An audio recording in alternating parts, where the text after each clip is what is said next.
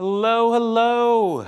I'm Keith Kamhi, Managing Director of the Techstars Future of Longevity Accelerator, run in partnership with Pivotal Ventures. Welcome to Demo Day. We're particularly excited to have you here with us live in person this time for the first time in our 3 years of doing this. So thanks for being here for those who are joining us live. And thanks to the many of you who are joining us from on live stream from around the world. Thanks for joining us and tuning in. This program, as you may know, is focused on supporting founders who are addressing the unmet needs of older adults and the people who care for them. And in a little while, you're going to meet the 10 incredible founding teams who've gone through our 3-month accelerator and who've been working around the clock. They can validate this around the clock for the last 3 months to ultimately create a better future for all of us in this really challenging category. And so they'll each of them will pitch their businesses for a few minutes in the Demo Day portion of the program. For this third installment of Demo Day, we wanted to do something a little special and also bring you a little bit of context of what makes this such a great category for investment as well. And so a brief run of show will open with a fireside chat with a dynamic serial entrepreneur. Will be up in just a little bit. And then we'll have our Demo Day pitches. Each of the 10 companies will give you their 3-minute pitch, and we'll do that in 3 segments of 3 different categories related to our overall category of caregiving. And then we're going to close with an investment panel with 3 leading investors in the category, led by Pivotal Ventures' very own Senior Director of Investments, Erin Harkless Moore. So that is our run of show. And a program like this takes a great deal of work to put together, as you can imagine. So a few quick thank yous before we launch in. Somewhere in the back is the amazing program team who's been working tirelessly on this. Sarah Hippert, Sarah and Pooja Sinha sitting at the back table. Thank you for all you did to make this happen. And Sarah will be back up at the end of the program to thank the many mentors and other supporters who've been helping the founders throughout this 3-month. Oh, there you are. Thanks, Sarah. And she'll be up at the end to thank the mentors and the other supporters of the program who've been helping the founders this whole time. Also, I'd be remiss not to mention 2 of those people who've been helping the founders most intensely throughout the whole time. Our terrific entrepreneur in residence, Sanjay, is here somewhere. Sanjay, thank you, Sanjay. And our fabulous program liaison from Pivotal, Lara Jaremko, thanks for all you do. A quick shout out to our Techstars Global Network partners who give perks and office hours and a bunch of support to the founders throughout the program, throughout all of Techstars. Brex and Stripe, AWS, Amazon, Google for Startups, HubSpot and LegalPad, sorry. Among many others. So thanks for all you do to support founders around the world. And above all, thanks to our terrific partners and everyone at the Pivotal team for, first of all, your leadership in helping create the understanding of the category and for all you do to support the entire movement to galvanize change in this category, including the faith you've placed in us to be your partners in this program. So thank you. And so with that, it gives me great pleasure to introduce to you our executive sponsor from Pivotal, Jennifer Steibel. Thanks, Jennifer. Thanks, Keith. And welcome, everyone. It's so exciting to see people in person after 2 years of virtual programs. I'm Jennifer Steibel. I lead the caregiving strategy at Pivotal Ventures. Created by Melinda French Gates, Pivotal Ventures accelerates social progress in the United States by removing the barriers that hold people back. We work through high-impact investments, advocacy, and partnerships like the one we have with Techstars, and where we work to move to expand opportunity and accelerate equality in the United States, particularly for women who carry too much of the invisible burden of caregiving. Through this partnership with Techstars and our broader caregiving work, we aim to spark and nurture an ecosystem where new and innovative solutions, like the ones you'll hear about today, can take root and thrive. We envision a future where caregivers have more and better choices for their families and where they no longer need to choose between caring for their loved ones or caring for themselves. The longevity solutions that this cohort is building are enabling older adults to live with greater autonomy, security, and dignity. And today you'll hear from a broad array of companies who are all tackling this opportunity from unique perspectives, including fintech, hardware, human capital, caregiving marketplaces, to name just a few. The accelerator is brought to life by the amazing Techstars team, and and nearly 100 mentors, many of whom are here in this room. So we want to thank you all and take this opportunity to thank Keith Kamhai and Sarah Hippert and Nate Schmidt at Techstars, Pivotal's partner liaison, Lara Deremko, and each and every mentor who has given so generously of your time and expertise. This program would not be what it is without you. And to the founders, congratulations. Today marks an important milestone, but it is only the beginning of your journeys. Each of the companies that you're building is working to create a better future for individuals, and together you're advancing the care economy. So we're proud of you. Thank you for your visions, and we'll be here cheering you on as you bring your game-changing visions to life. Now it's my honor to introduce two exceptional leaders in the longevity space. Alexandra Drane is co-founder and CEO of ARCHANGELS. She also is a serial entrepreneur, founded Eliza Corporation, Engage with Grace, and 3 others, all of which she bootstrapped. Alexandra also serves on several boards, including Rand Health Board of Advisors, the Leadership Council for the Rosalind Carter Institute, and the Entrepreneurs Council for the United States of Care. She believes communities are the front line of health, that caregivers are our country's greatest asset, and that we need to expand the definition of health to include life. I love that. Ken Stern is the chair of the Longevity Project, an organization dedicated to fostering greater public understanding around the challenges and opportunities of longer life and aging in society. You may also recognize him as the host of the Century Lives podcast from the Stanford Center on Longevity. Ken is a best-selling author and the former CEO of NPR. Welcome, Alex and Ken.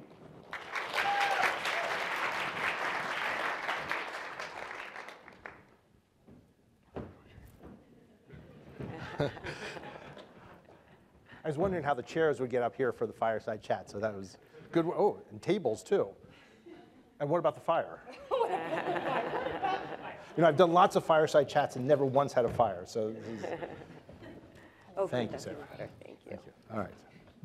That's startup, right? Like they race in last minute. All right. So Alex, excited to be talking with you. Thank you for doing this. Very honored. Let's start off with a little bit about you and what got you into the caregiving space. So serial entrepreneur, done lots of extraordinary things in your life. Why caregiving? What's the creation story for Archangel, and why have you dedicated so many years to the space? So it's funny, I just have to giggle with Sarah, because she and I were joking that we're both like sweating right now. And I think a shout out to you guys. Thank you so much for having us. Thank you, thank you, thank you. I think why caregiving, it's just, as someone who's cared about caregiving for a really long time, to be in a room like this with people who have a lot of access to power and resources is a wonderful, wonderful thing. So thank you. If all the unpaid caregivers in the world could, they would thank you. This would give them hope. I would say why caregiving, what's interesting about all the companies and movements that I've been part of, is they never got started because of a personal story. They always got started because of data. I'm a super data geek. So my interest in unpaid caregiving began with 2 things that happened simultaneously. One was we had started Eliza already, and we were getting paid. And Eliza, for anyone who doesn't know, had the patent on using speech recognition in outbound calling. And the reason we did that is we wanted to reach all the people who were not coming into the healthcare system, right? We wanted to find out why they weren't and to get them to take better care of themselves. And when we get these individuals on the phone, and we would say, can you get your mammogram? Can you take care of your diabetes? And they would say no, we would run through the reasons why the literature told us that they wouldn't. And when they would say no to all those, we'd ask an open-ended question, okay, well then why not? And the overwhelming response was, gosh, I'd love to, but I can't, because my mother with Alzheimer's just moved in, because I'm pretty sure I'm gonna lose my job, because I think my partner's cheating, because my child has an addiction. And so we came around to this conclusion, not because we were smart, but because people kept yelling at us and saying, I can't care about this stuff that you care about. I care about caregiver stress, financial stress, relationship stress, and workplace stress. In parallel, my sister-in-law was diagnosed with glioblastoma, which for those of you who don't know is a horrific form of brain cancer. The night I got hitched to her brother, and she died 7 very short months later in a textbook case of overtreatment. And once we'd moved through the really like a form of PTSD after of loss, especially loss in the case of overtreatment, we realized that the missing link had been we as a family, my man is Sicilian, and in Sicilian culture, to speak about sickness and death is to hasten it. And so conversations about what Za, that was her name, would have wanted never happened. And she spent those 7 months, the last 3 of them really in the hospital, which is ideally the wrong place for someone with a 2.5-year-old child. So that really got me obsessed with how do we do end of life better. And when I left Eliza, I looked at the overlap between those 2 things. We did, my co-founders and I, and said, it is the unpaid caregiver. If you are an unpaid caregiver, you will have relationship stress, caregiver stress, and financial stress. And unpaid caregivers really are the key to doing end of life better. So that's what we decided to focus on. So you have a bunch of people starting up in the caregiving space. Let's let them learn a little bit from your learnings over the last 5 years. What's the biggest surprise for you over the last 5 years as you've been in this space? What's worked and what hasn't? What's been the biggest failure?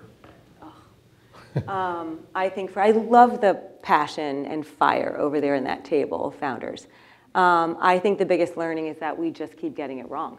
I say that myself. And so the biggest learning is just keep going and just keep learning and just keep trying.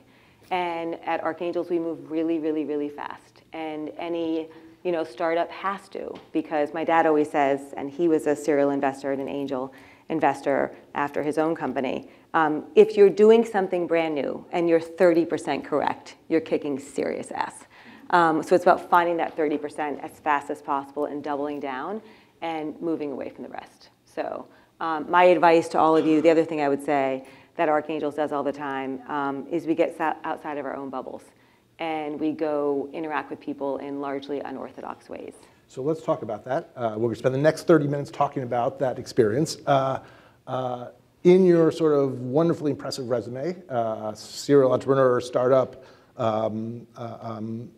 enormous achievements, boards, honors, there's a job at a Walmart, which you did for a number of years. So tell us, what the heck is that doing that on your resume, and why did you work at Walmart? So I was at store 2660 in North Reading, as Nancy knows. North Reading, Pennsylvania? Massachusetts. Massachusetts, sorry. And where is North Reading? There's someone knows North Reading. All right, kind go of North Reading. Of the city. Shout out to store 2660. Yep. There are a couple of reasons that I did it. Number one is we had made an attempt at Archangels and it had failed miserably. And so I was feeling like, I have no idea what I'm doing. On top of that, I was getting asked to speak all the time. And I was speaking to rooms like this and places like this about things like the social determinants and unpaid caregiving. And I just felt so detached from the data that I was sharing about inequity and the great chasm between the haves and the have-nots. And I sort of called bullshit on myself. And I had also found out that in some period of time, I was gonna have to have brain surgery myself because I also had a brain tumor. And I sort of had one of those moments where I was like, you know what, I need to get outside of my bubble. I feel like I'm in an echo chamber. And people were like, well, why don't you donate your time? I was like, I don't want to do that. That's a different relationship. I really want to be with people. They said, oh, because you're going to write a book? And I was like, I don't want to write a book. I just want to get outside of my bubble. And I wrote that book. Yeah. Thank you for writing that book. So for 18 months, starting for 20 hours a week, I was a cashier. And I cannot tell you guys how terrifying it is. The first time I was really, really scared. You're going to think I'm a sweater. I'm not really a sweater. But I remember sitting in my home office and filling out the job, because I'd called my friend Marcus Osborne, and you guys know Marcus. He was at Walmart at the time. And I was like, hey, Marcus, I think I live in a bubble, and I need to get outside of that bubble. So can you get me a job as a cashier at Walmart? And he's like, there was this really long pause. And then he starts crying with laughter. And he goes, did you just hear yourself? And I was like, yeah, Marcus, like, get me a job as a cashier at Walmart. I need to get out of my bubble. He goes, yeah, no, get your own frickin' job, and hung up on me. And I was like, but I don't know how to get a job at Walmart. Like, I don't know how to do that. How would I do that? And so I had to go online. It took me 3 weeks to get up the guts, go online, and just going through the process for applying for a job at Walmart, which after the fact, Walmart told me like only 1% of people don't get an interview, don't get a job, but he didn't tell me that then. Going through that process, I was panicked. Like, was I answering the questions correctly? Was I going to get it? And then I started thinking, what if English wasn't my first language? And a lot of the questions are set up as double negatives. And what if I wasn't? What if I answered wrong? And then one of the other transformative moments was the very first day going into the break room to like eat lunch, and nobody at Walmart cared who I was. I didn't have any friends. I didn't look like most people who worked there. I didn't speak the language, literally, of 95% of the employees who are working there. And it is so intimidating to walk into someplace where you know nobody and you know nothing. And just to do that I was so far outside of my comfort zone. And then the learnings just piled on and piled on and piled on, day after day after day. So let's talk about what you learned and how that's influenced your view of caregiving. And I'm going to make the gross generalization that the demographics of the people in this room, education, income, geography, are different from the average employee at Walmart. I'm going to make that leap. So teach us what you learned from that experience.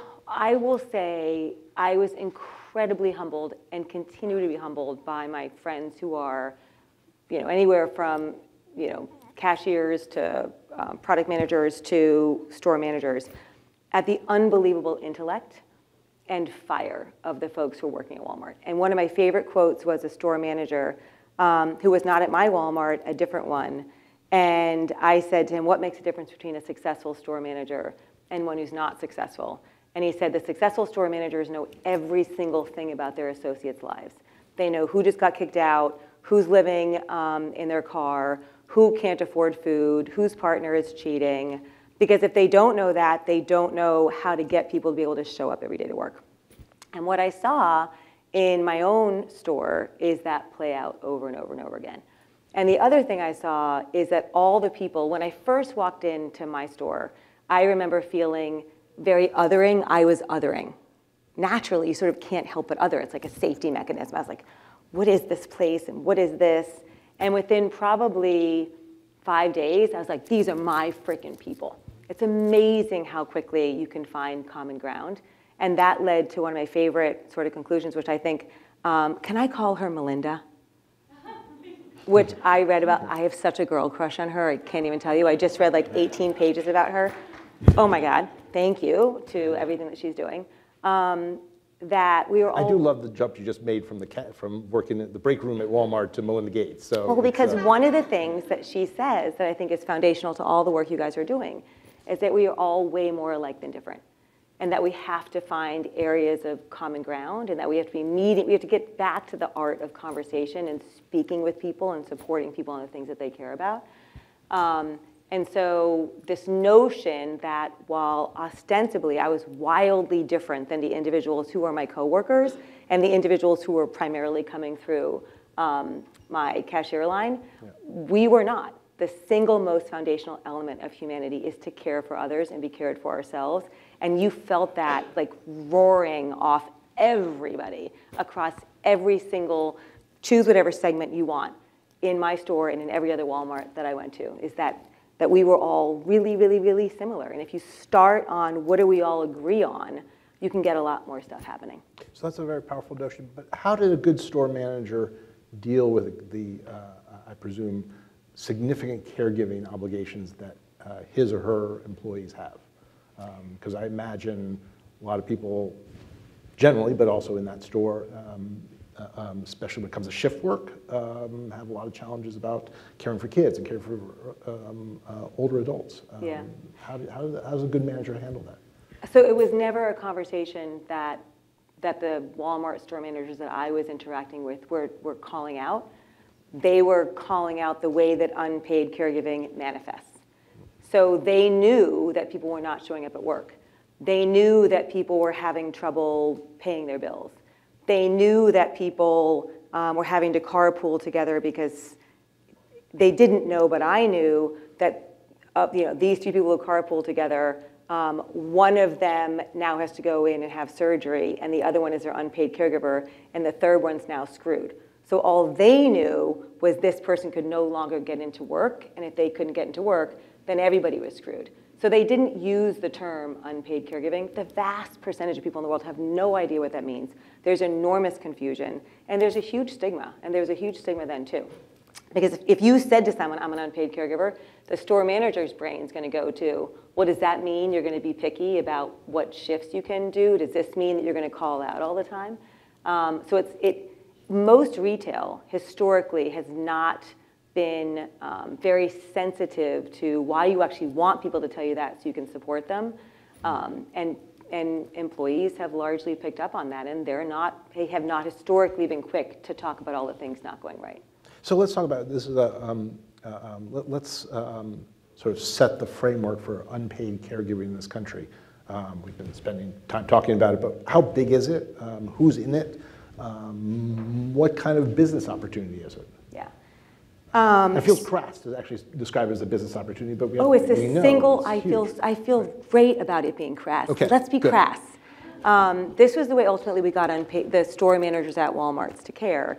Is 43% of adults in the US right now are serving in this role. That's a different stat than is often, so AARP and NAC did an extraordinary study in early 2020 that pegged the percent of adults in the US who are in this role at 21%. And anyone who's dorky enough to have been really caring about that back then, we all freaked out that it was 21%. You kind of feel it in your bones. We were like, oh my God, 20%, that's crazy. One of the studies we published with the CDC, with ARCHANGELS data in the last 2 years, it's actually 43%. So as of COVID, 43% of adults in the US are now serving in this role. And can we define the role? Because when I say caregiving, I tend, because what I do, I tend to think of older adults, but you think of it more broadly, so let's define it. Yeah, no, and I think that's one of the most unfortunate things, is people think either parent or guardian of children or caring for someone elder, and then they think women. And all of those things are true, and our Journal of Affective Disorders pegged it's 50% of unpaid caregivers who are men. They're just doing different stuff, and I always get in trouble when I share that stat. And I get people coming up to me after any launch or any talk saying, you didn't include me, and I am an unpaid caregiver, and I'm 20. And I'm like, no, we just had to, for the purposes of the study, cut it under 18 or over 18. But I see you at 20. I see you at 30. I see you at 40. I see you at 50. There's just this perspective that it's these spectrums. And I think COVID laid bare for many of us who didn't know that before that that's the case. And we know that the percentage of folks who are serving this role is going younger and younger and younger. In my Walmart coworkers, many of them were in intergenerational households who were making super intelligent decisions as a family, that if somebody was graduating high school and there was somebody who was 28 or 30 or 35, and that person was making more money, and that household had a 60-year-old or an 80-year-old who needed care during the day, guess who was staying home? It was the younger person to serve in the unpaid caregiver because the family needs money, and so they were making a very informed decision about who was going to go to work and who was going to stay home. So you talked about the pandemic. The pandemic was an eye-opener for a lot of people about unpaid caregiving in this country. But is caregiving better off or worse off since the pandemic? So not terribly, worse off. I will say very worse off. So we use a metric called intensity. And before COVID, 8% of unpaid caregivers were in the red. And the red is like the highest level of intensity. It's like you're in the red, you're in the red. If you're in the red, over 90% have at least one mental health impact. As of COVID, that number jumped to 24%. Now this room, what do you guys think? In the last 90 to 120 days, as supposedly COVID is going away, where are we relative to that 24%? Is it still 24%? Is it going down, or is it getting higher? Take a guess. Higher. And climbing, and climbing. They knew you wouldn't have asked the question. I know. Higher, I shouldn't have asked it like that. Yeah. So we're anywhere, depending on the, the population that you're looking at, anywhere from 27.5, 30% sort of most broadly, to we have populations. Amber, Amber, can you raise your hand? I love this woman. She's the Ralph C. Wilson Jr. Foundation, one of our original supporters and longest term and most unorthodox supporters. Some of the populations that she has helped us work with, it can be as high as 63%. 63% sometimes what we call double duty caregivers. Those are folks whose paid job is to be a caregiver. So it can be a nurse, a tech, a postal worker, a stalker, all the way over to someone who is, and then including those who are unpaid caregivers. That's double duty. That doubles your intensity. So we have gone from 8 to 24 to now 29, 30%, and it can actually go even higher depending on these other characteristics. So that's the intensity. What does that mean? So you mentioned the troubling mental health statistic around it. Tell us more about sort of the mental health crisis facing America's unpaid caregivers. So, again, I want to go back to those idea like you're caring for youngers or you're caring for olders, and everyone in this room is familiar with the term sandwich generation. And we'd like to talk about club sandwich generation. So one of my favorite sets of statistics is if you're looking at the rate of suicidal ideation as a measure of real mental health unrest. Yeah. Active suicidal ideation for a population that is not a caregiver in any way, shape, or form is 4.5% as of COVID. And we're not seeing any evidence that these numbers are changing. So that means I've actively thought about suicide in the last 30 days. Well, if I'm a parent or guardian only, I hate to use the word only, but if I'm a parent or guardian to one or multiple under 18, it doubles to 9%. If I'm caring for someone or multiples over 18, it is 10%. So under 18, parent or guardian, 9%, then 10% if it's over 18. What if you are that sandwich generation population? Club sandwich, panini generation, whatever you want to call it. What percent of that population has actively thought about suicide in the last 30 days? Don't say it. And you can't say it, Amber. Take a guess. 17. Anyone else? 52%.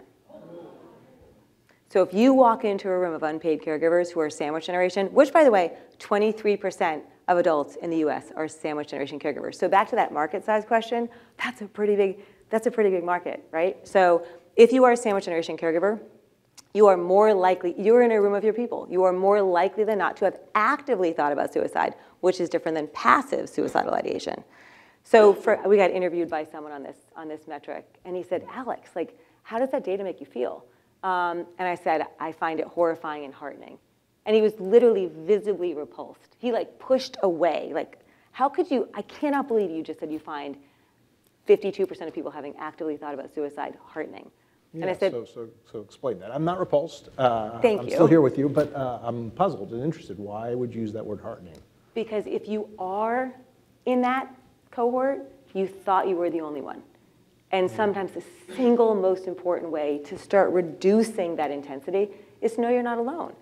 And one of the other things I love about the work that we do with Amber is being an unpaid caregiver has some, I'm talking about the parts that are hard, but there are also, can you hear my Boston accent? There are also parts that are incredible, right? Unpaid caregivers are strong, they're fierce, they don't take no for an answer, they just keep going, they're innovators. And I think this notion of realizing that you are one of many, that it's more normal than not, will help you reduce that intensity, which is directly related to your risk of mental health impact. So there's a theme that runs through this conversation and other conversations have you, which is the cost of loneliness and the importance of social capital.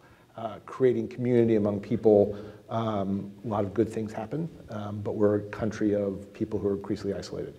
How do you attack the problem of isolation among people who, A, don't necessarily think of themselves as caregivers, and are really busy and under a lot of stress and probably don't have a lot of time to think about themselves? Yeah, well, and by definition, who are unpaid caregivers thinking about? Not themselves, right? They're thinking about the people that they're caring for. So they don't have a lot of time for self-reflection either. In fact, if you recommend to an unpaid caregiver that they take care of themselves, the honest ones would be like, why don't you F off, right? Because they've got no time or ability to do that. So I think one of the biggest challenges in finding this population is using language that they'll hear, using channels that they are in. And the reason we're called Archangels and not Unpaid Caregiver Company is because we believe it's not enough just to destigmatize. It's not enough to normalize. You have to go all the way over to aspirationalizing. We think archangels are fierce warrior angels who are spreading their wings out over the people that they're serving. And we find that using strengthening terminology as opposed to poor you terminology, and this is hard and everything is terrible terminology, people are much more willing to connect on something they can feel good about. And then, of course, you have to provide actual value for an unpaid caregiver to continue to pay attention to you. So what is there anything you've seen that says, that's a great idea, that's a great innovation, helping provide community support, relief for unpaid caregivers? I think there are increasing, so one of the things that makes me crazy, and I'm going to use this is dumb consulting speech from my way old consulting days, is I think there is horrific mixed match right now between value creation and value extraction. If you look at the people who are creating the most value in the world, much of the economy sits on the back of these unpaid caregivers. But are they getting any of that back? No. In fact, they're often getting screwed by the innovations in payment that's happening right now, because the faster we send somebody home, which is good for certain parts of the economy, the faster I, as the daughter or the partner or the kid or the neighbor, you just put that on my back, and now I've got to do it, and I'm not getting paid money for it. So the companies that I'm hoping, what I hope to see is people start looking for real ways to put that value in the pocket of me. So here's an example that'll make me unpopular, and I'm okay with that. Hospital at home. If you, the hospital who sent me home, just saved $2,000, can give me, the patient, and the unpaid caregivers who are caring for me, $1,500 of that. But what you typically see is models where the value that is extracted back to the system. So employers save money, and hospitals save money, and systems of all sorts save money. But the individuals who are doing the work and the individuals who are going through it, that money doesn't flow to them. So I'll join you in unpopularity. I'm going to say hospitals are probably not good at volunteering to pay other people money when they don't have to. Maybe that's not as a controversial statement as I thought it would be. How do you incentivize them to do the right thing? So I don't know. What we focus on is how do we get unpaid caregivers to really ask for what works? And how do we get people who are less traditional funders to think about creating sustainability and scalability in creating infrastructure that supports these unpaid caregivers? One of the reasons I have really loved our work with Amber is one of the very first things she said to us is, I'm going to give you a grant, and then you need to go get other people to pay you, because philanthropy won't serve you forever. And so finding what is in the best interest of corporations who are out there, even those who are not healthcare systems, but just the rest of the economy. And I thought the report that you guys did was amazing in talking about the care economy, because it really articulated why outside of the 43% of adults in the US are in this role, massive market size, but people are making money with these individuals. This is a massive market to go after. Mm-hmm. So how could you appeal to someone to say, if you become the location of choice for this population, you will have greater market share, you will make more money, and get them to come support what you're doing, as opposed to just going through the traditional channels. So $684 billion market size, I think that's what the Pivotal Ventures report said. That's a lot of money, but a very complicated client base. Very large, doesn't identify themselves as caregivers. They may be caregivers for a short period of time, then they're not. Everyone's a caregiver, but then they're often not. So how do you, let's successful entrepreneur, what advice do you have for the startups about reaching that huge addressable marketplace that's really hard to connect with? So the first thing I would say is, I think there is a notion that someone is an unpaid caregiver and then they're not. We don't see that. We see people on a long journey that includes, that's why we use intensity, right? Like sometimes they're in the green and then they're in the yellow and then the red, then they're back to the green and back to the red. And so what you're doing is building a relationship. And you're building a relationship that adds value the way, we do a lot of work with faith-based leaders, as an example. And you're building a relationship that adds value the way that that unpaid caregiver would define as value. Yeah. And I often see a huge disconnect between what the health system or traditional funders believe is of value and what the humans who are out there in the wild having a hard time, going through divorce. One of my favorite quotes in one of the articles was, and it was in the article, so it's okay that I mention it. Melinda was talking about how going through a divorce, she at 9 a.m. might be crying, and at 10 a.m. be on a Zoom with the person from whom she was going through this divorce. And I think an example of things that we don't talk about enough is the impact this unpaid caregiving has on relationships, and how many divorces are out there right now because people are thrust into this unpaid caregiving role. And I know for me, I'm not going to yell at my man about it. I mean, I'm not going to yell at whoever I'm caring for about it. I take it out on my man. And so I think this notion of how do we think more broadly about what could I do of value for that unpaid caregiver so that they don't get divorced, so they don't have to quit their job, so they don't yell at their kids, I think is something we don't talk about enough. So let's talk about sort of where progress is going to come from. In most countries with a successful care support system, it's the government. And 12 months ago, 15 months ago, whatever it was, there seemed like a good chance that through Build Back Better, the federal government would make a massive infusion into unpaid caregiving. That turned out to be zero, or pretty much close to zero.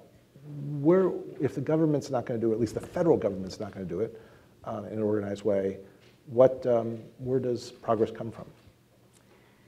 So I remember saying to somebody once, I was asked to speak on some policy question, and I said, I don't understand policy, so I can't answer that question. And they said, you have a mistaken belief of what policy is. Policy is people. And so where I think change will happen is I think humans are becoming fitful. I think when you look at the rate of inflation, why are we now at, let's say, on average 29 or 30% of unpaid caregivers are in the red? Well, let's think about, on average, we were already spending $7,000 out of pocket of our own money. What has inflation done to that? If you were lucky enough to be working from home and you get called back to the office after COVID is supposedly over, but the infrastructure that supported you is gone, what happens then? Things like, worry over nuclear war. These are very real things, divisiveness that unpaid caregivers are stressing over. And so I think that's an area that I think we're not thinking about enough. Okay, we're getting down maybe 4 minutes left, so let's do a little bit of a speed round. Yeah. You work a lot with states, Medicare. Who's doing interesting things? Name names if you want to, and if you don't, I will regret that, but that's okay. Well, if we go back to policy as people, yeah. And if you get humans to sort of be activated, which can be in positive or negative ways, let's hope it's in positive ways because of all the stuff that's going on, then you can drive policy. So we do work with New York State, as an example. Yeah. And as Amber knows, we do that now through NYSOFA and also through the AAAs. And area associations. I have no idea what NYSOFA is. New York State Office for the Aging. Sure. And the area associations on aging, of yeah. which there are 59 across New York State. Okay. And one of the reasons that New York State is funding Archangels, because they recognize that it is a top and bottom line impact for their state, right? So that's one of the reasons. If I'm an unpaid caregiver and I have to leave my job, then I'm hurting the tax base. What if I now get sick, which many unpaid caregivers do? Now I'm in the hospital, maybe I'm covered, maybe I'm not. What if I'm the one who's keeping the person who is, the patient, I'm doing a lot of that work for them. So I need to be supporting that unpaid caregiver to be able to do the care that they're currently doing. So not only are we getting supported so that we can find these unpaid caregivers and help them keep their jobs and help them get access to the support that New York State is invested in, but New York State also wants to prove, they also want to see the extent to which unpaid caregivers, the resources that they've invested in, are getting used. And in the end, all of this data goes back and helps to make an argument on behalf of the state that supporting unpaid caregivers, it is creating value and is something that they should continue to invest in. And understanding where is intensity and what's driving intensity is the best way to be able to support it. Okay, 3 more questions. One is technology, changing leaps and bounds. AI is everything, and I'm sure everyone in this room knows more about it than I do. What technology that out there do you think has possibilities for helping relieve some of the burden for unpaid caregivers? I think technology, I love technology, I'm a technologist. Eliza was super geeky technology. I think technology that supports this conversation happening. And sometimes that's really sexy, super awesome technology, and sometimes it's something as straightforward as normalizing this, having this be a conversation that people have. And so I think some of the less traditional things we're seeing nowadays, like peer-to-peer, or an increase in social workers, or an increase in executives talking openly about their own personal experience, if you don't do that, if that doesn't happen, then all these, if you build it, they will not come. So all of these investments that are getting made, until and unless an unpaid caregiver is like, oh, that's me, and has that aha moment, they're not going to go use the gorgeous resources that people are making. And sometimes the things that can help that aha moment happen can be supported and enabled by technology, but they actually come down to that human interaction. Okay, so who's your caregiving hero? Oh, that's such a good question. I saved my only good question for last, so that's... I think it's my man. And I will say that because... Does he have a first name? Antonio. Antonio, all right. Nancy knows him. I will say that because he puts up with me. And I am an unpaid caregiver who forgets that I'm an unpaid caregiver at home. So here I am telling you guys, do this, let's do this. And then I go home. Oh, another data point is unpaid caregivers have increased their use of drugs and alcohol to cope at 5 times the rate of the rest of the population. And we use food to cope as well. So I am an unpaid caregiver at home, but in my paid caregiver job, which I would consider this, I have lots of ideas. And then I go home and I absolutely pour myself 1 extra glass too much because I am so freaking stressed out. I eat like crap, I don't exercise, and then I'm a complete jerk to my man. And he has learned to use the Archangel's language back to me. So we know that 52% of people who are in the red worry that their relationship is not going to survive. And he kept hearing me with all these statistics and talking about it, telling anyone we know ever, I'm never fun because all I want to talk about is this. And so one day when I absolutely went at him for no reason whatsoever, I was like, by the way, you're just not a good partner. Instead of taking the bait and coming back at me, he said, you know, babe, I think you're in the red. Which freaking enraged me at the moment. I was like, oh no, I don't like you. You're not listening to me, it's you. But within, probably 20 minutes, I calmed down, I took some breaths, and I was like, oh my God, I am yelling at you because I can't yell at the people that I'm caring for. And I have misdirected anger. And thank you for staying by me, and thank you for not leaving me. When you have every reason to leave me because I am a complete monster. So he is my caregiving hero. Last question. Can you please tell him I said that? Yeah. Thank you. Yeah. Thank you. That's nice. So at the end of your bio, it says all the amazing achievements of your career, suggests you don't have much time for anything else except for your love for car racing. Yes. So what does that mean? You at Martinsdale, Martin something, watching the NASCAR races? Or are you out there racing yourself? I do. I have not since COVID, but I am trained. I have done training to be a race car driver. And have you actually raced in a race? I have not. My family will not let me race against others because I'm fiercely competitive, and they think that I will kill myself and or kill somebody else.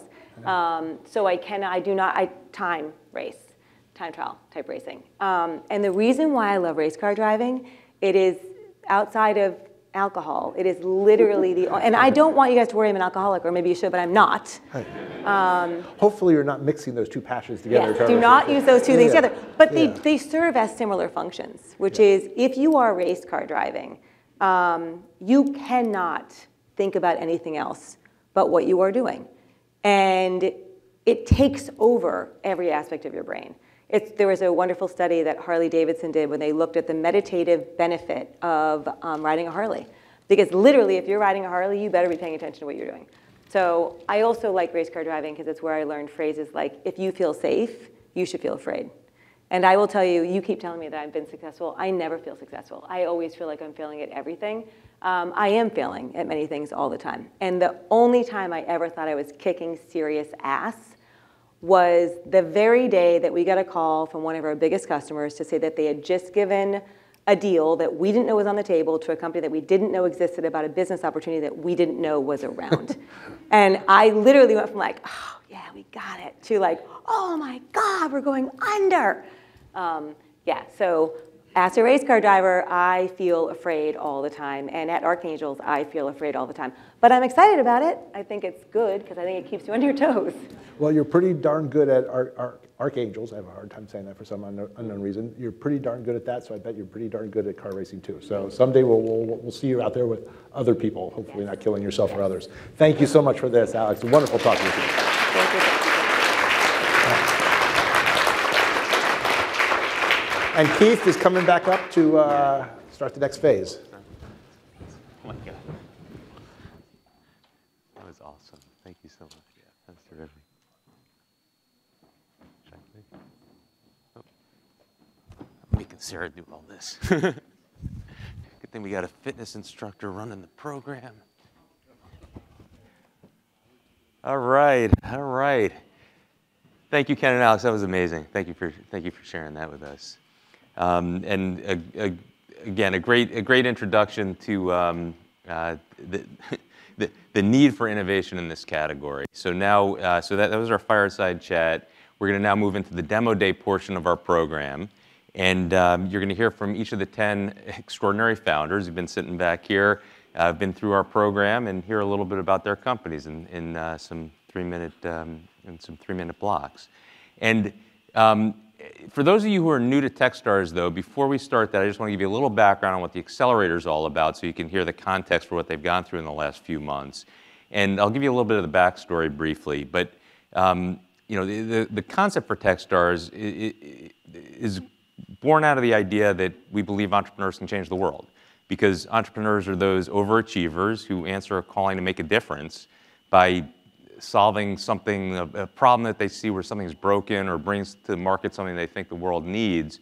And the impact of a successful startup can be enormous when you think about things like the category we're addressing in a program like this. The challenge, though, is that starting a company is extremely hard and very risky, as anyone who's been through the drill before can attest. The entrepreneurs work long hours for little pay, and they corrected me to say no pay when I was telling them what I was going to say. And there are many more ways to fail than succeed.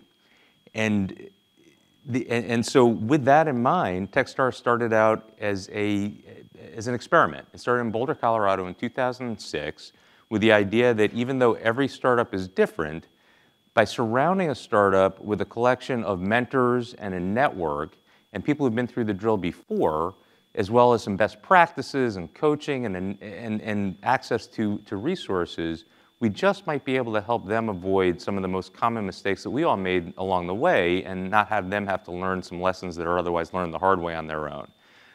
And so that was the idea. And that modest experiment back in 2006 obviously turned out to work, otherwise we wouldn't be here today. And that's gone on to be run now in 55 programs around the world right now this year. Over 3,000 companies have been through Techstars accelerators. They have gone on to raise $24 billion in venture funding. And yeah, they're getting excited now. And have an aggregate market cap approaching $100 billion. There have been many exits along the way. Hundreds of companies have already exited, including 20 that have gone on to unicorn status with a valuation of over $1 billion each. And so with that brings us to Demo Day and the companies that you're about to see today. And hopefully you see some similar opportunities in the room. Demo Day is a few things. Demo Day is the graduation from the 3 months in the program. Demo Day is the launch into their next stage as a company. And importantly, and maybe most importantly, it's an opportunity for them to enlist the broader community that are surrounding the challenges that they're facing. And that's you. That's everyone in the room. That's everyone watching the live stream. And so what we ask you to do is to get involved. And so the idea is that starting a startup is a group activity. Starting a startup and making it successful, it takes a village. And so we look for you to reach out to companies that you think you might be able to help. And here's how. If you're here live with us, obviously talk to them right afterwards. In addition, if you're watching the live stream, or if you're live and won't be able to stick around, each of the companies will have an email address on their last slide. Take a picture of the ones that you think you can help with. And help might mean, obviously, when you see the stats, it might mean writing a check or referring someone who could write a check. This isn't an investor event per se, or it would be an SEC violation, duly noted to lawyers. But you know, if you know anyone. But more importantly, if you know someone who could be a customer or prospective customer for the company, someone who would have be a new hire or maybe a partnership, go ahead and take a picture and reach out to the company. And maybe we can all collectively, through helping them, start chipping away at the challenges in the caregiving economy. And so with that, and without further ado, let's begin.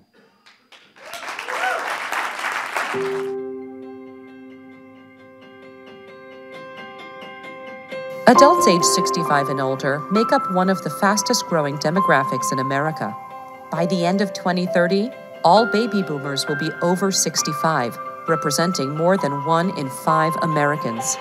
The baby boomer generation on the whole has tremendous spending power, collectively responsible for over half of consumer spending and 70% of disposable income, worth a whopping $35 trillion. However, over 40% of Americans between 60 and 64 risk running out of retirement money way too soon.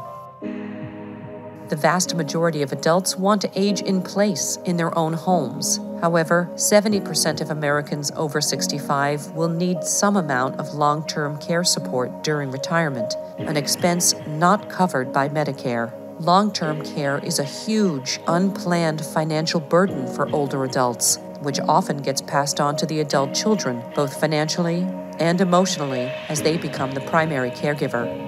Family caregivers provide an estimated $600 billion in unpaid care each year and spend an average of 18 hours per week providing care. What's more, women comprise over 60% of these family caregivers, and women are 3 times as likely as men to quit their jobs to assume care for a family member in need. For most women, the cost of caregiving competes with the notion of saving for retirement. Nearly half of family caregivers forfeit their own financial security to address the immediate care needs of an aging loved one. Between the 56 million adults currently over the age of 65, many of whom are receiving care, and the 42 million family caregivers who are currently caring for aging loved ones, nearly a third of our nation's population is directly impacted by care. The care economy is worth $648 billion. That's about $100 billion more than the pharmaceutical industry. This market opportunity calls for entrepreneurs with bold vision that can create a better future for both older adults and the people who care for them. Family caregivers need support so they can remain in the workforce and solutions to fund 15 or more years in retirement. Women need the financial tools to invest in their futures and easy access to preventive screening for treatable conditions upon early diagnosis. Older adults need personalized care at home, and caregivers for those suffering from dementia need tools to connect. Older adults need solutions to improve their mobility and technologies that allow them to remain independent at home. Formal caregivers need optimization in their workflows to provide the highest quality care. And finally, we need to increase the supply of caregivers for adults who want to remain in their homes. These entrepreneurs are bending the curve on care, redefining the future of longevity, and bringing older adults and their caregivers one step closer to thriving at home and in community.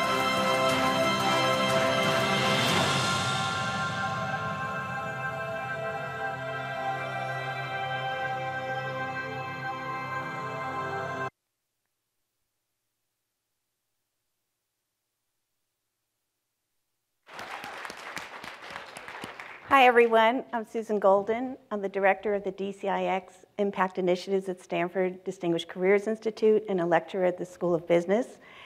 And importantly, I have been involved with this accelerator for the past 3 years, initially as a lead mentor to Memorywell, who's here today, and Upside Home, then as a mentor in residence for the companies in the second cohort, and I'm very proud to say I'm one of the lead mentors for Keep Company, who you'll be hearing from shortly. Before I begin, I just want to comment on the fantastic video that just played, and it's inspiring to see the growth in this industry, the imperative to and opportunity to use tech, and how it's changing lives and changing the world. It's really, I want to thank Pivotal Ventures and Melinda French Gates for their leadership in this area. It is the only accelerator really devoted to caregiving. And personally, having been a caregiver, each and every one of these companies would have changed my life.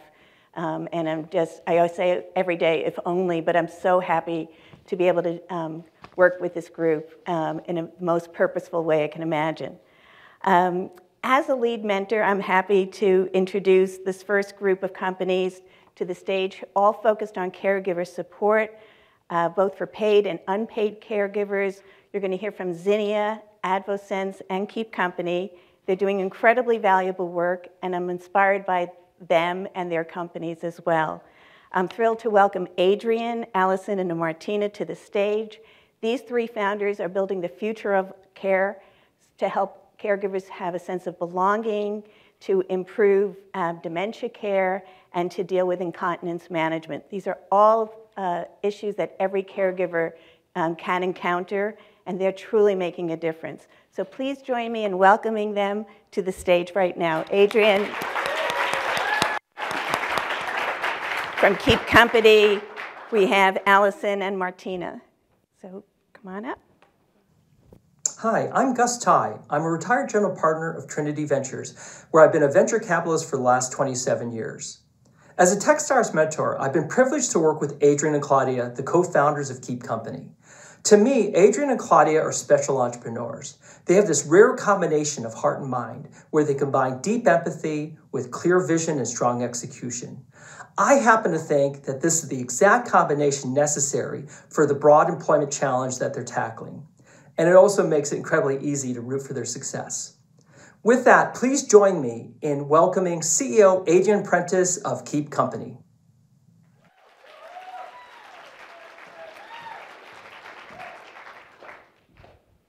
Up to 73% of employees are caregivers. 73%. And with their big jobs at work and at home, they're burning out. So what's the cost? Well, meet Elena. She's the Chief People Officer at a top law firm. She'll share that when just one employee leaves, it costs the firm over $650,000. She'll tell you that the parents and caregivers who are women and people of color are leaving at a higher rate, widening the gender and diversity leadership gaps at her firm. But Elena's tried everything. She provides all the best tools and tactics, from care coordination to one-on-one leadership coaching, even spot bonuses, but nothing seems to work. What's Elena missing? People are lonely. Providing them even the best self-help apps or taking to-dos off their list will not beat burnout, because it's connection that drives resilience. It's belonging that beats burnout.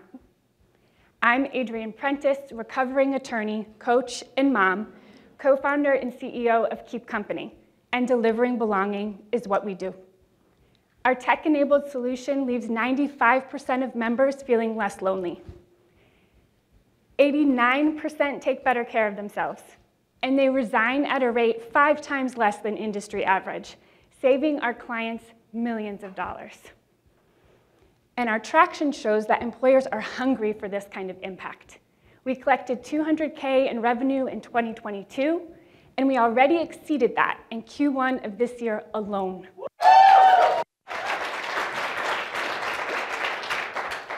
That's an 8x year-over-year growth.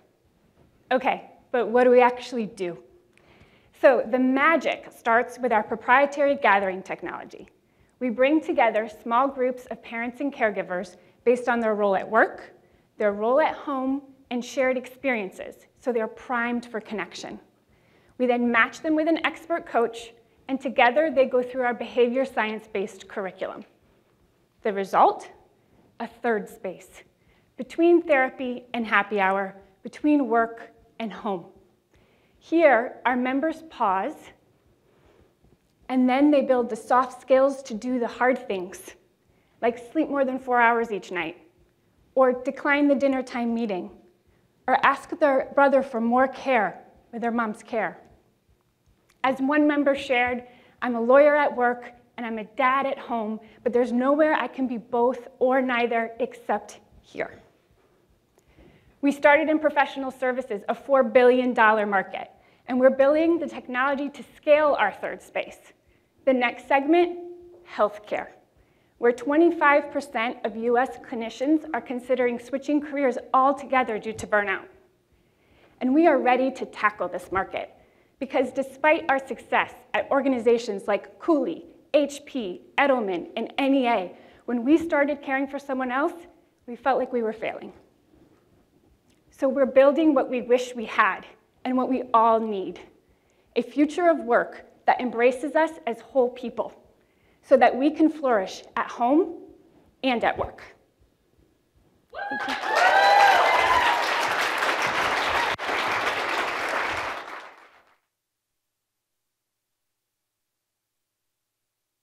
During my long tenure at Brookdale, I was able to fulfill a vision of harnessing the power of technology. Results from our recent pilot of Zinnia were overwhelmingly positive, that Zinnia helps both residents and associates find better connections and comfort. Allison clearly understands this space. She's built a powerhouse team and a one-of-a-kind product. Please support Zinnia to enhance the lives of people living with dementia and those partnering in their care.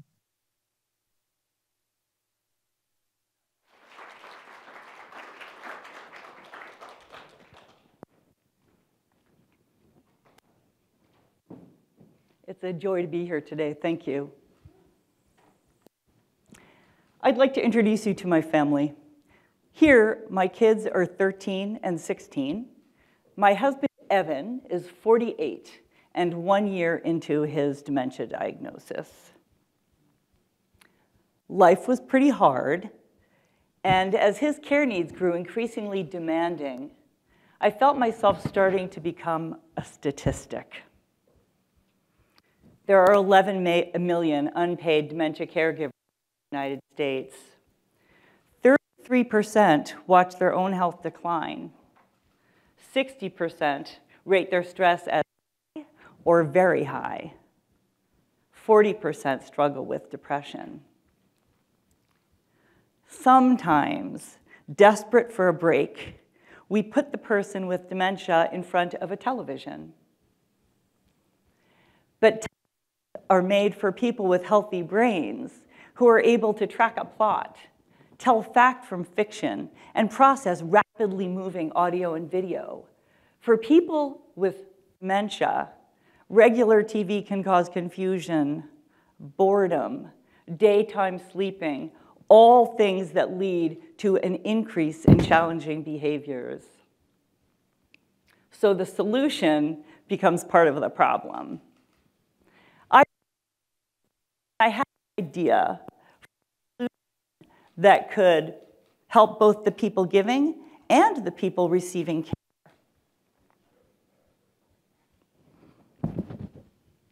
Given my background at the University of Washington, and with a co-founder who was the designer of the Apple Memories video product, I knew that we could build it.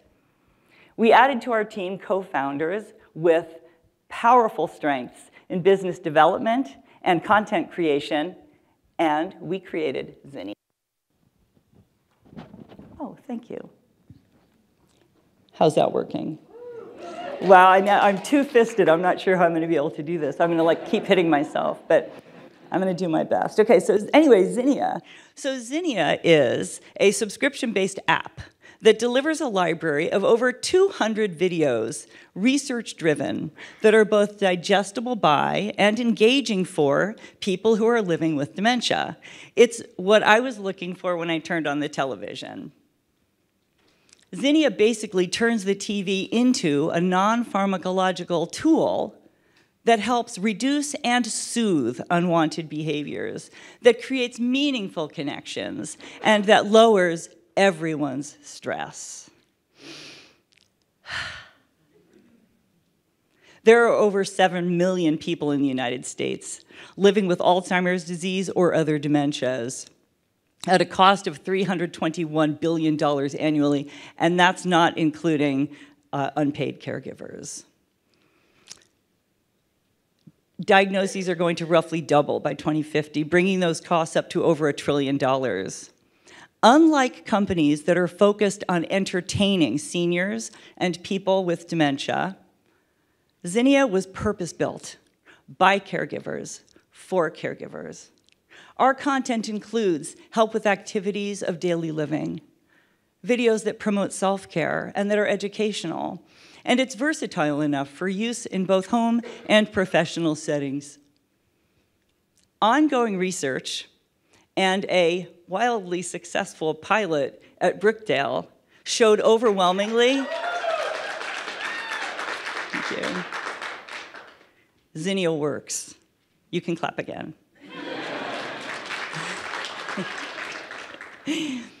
It is engaging. It does reduce and soothe negative behaviors. And it helps with things like eating, dressing, toileting. Our growth market is the 98% of people who are being cared for at home. Organic growth through word of mouth and caregiver support groups has been powerfully validating. And one influencer post in that space resulted in 110 signups in just 1 week. Our conversion rate, I'll take applause whenever I can get it. Our conversion rate between trials and paid subscriptions is 80%. I know, that's good, right? I'm Allison Schreier, CEO of Zinnia. We are just delighted to have created this non-pharmacological tool that helps caregivers better support both themselves and the people they love. Thank you.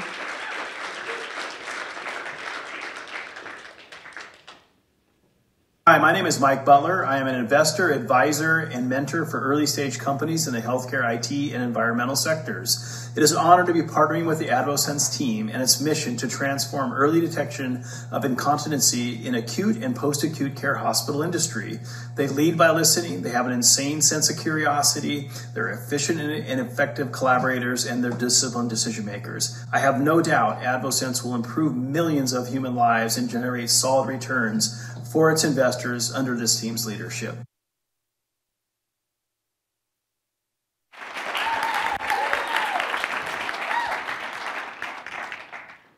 Good afternoon. I'm burnt out. I'm overwhelmed.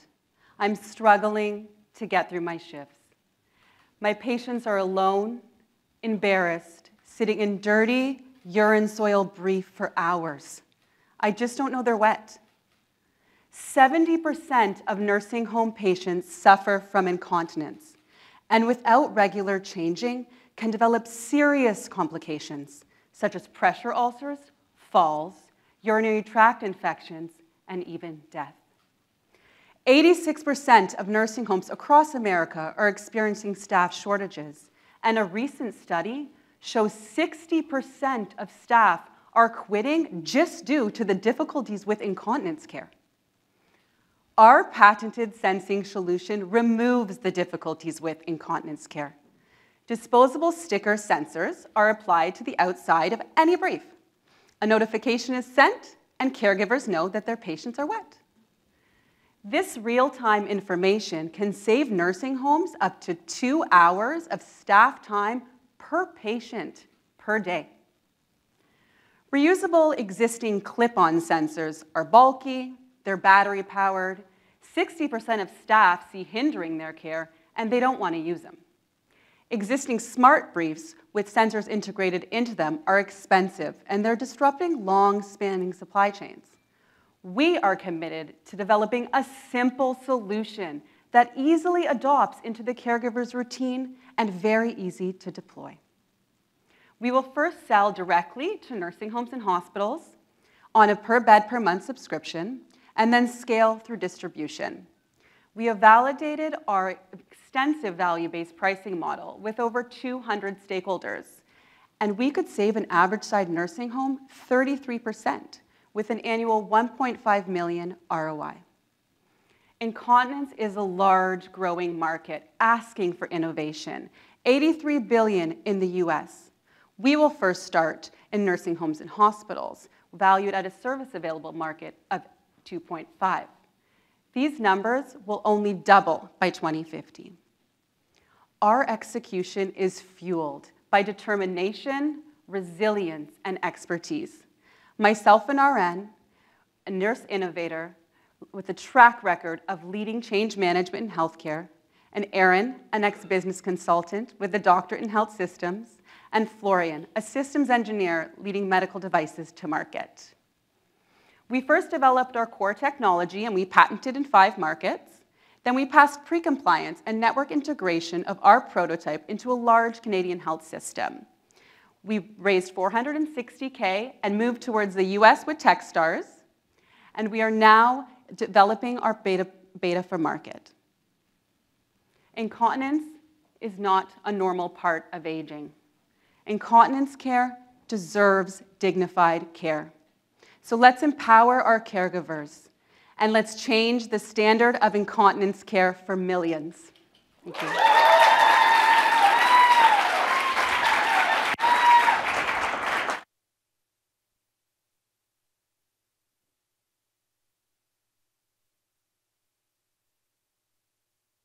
I hope you've enjoyed these fantastic presentations by Adrian, Allison, and Martina. They are all truly building a better future for caregivers and their loved ones. I'm Laura Jaremko with Pivotal Ventures, and I'm the partner liaison for the Future of Longevity Accelerator.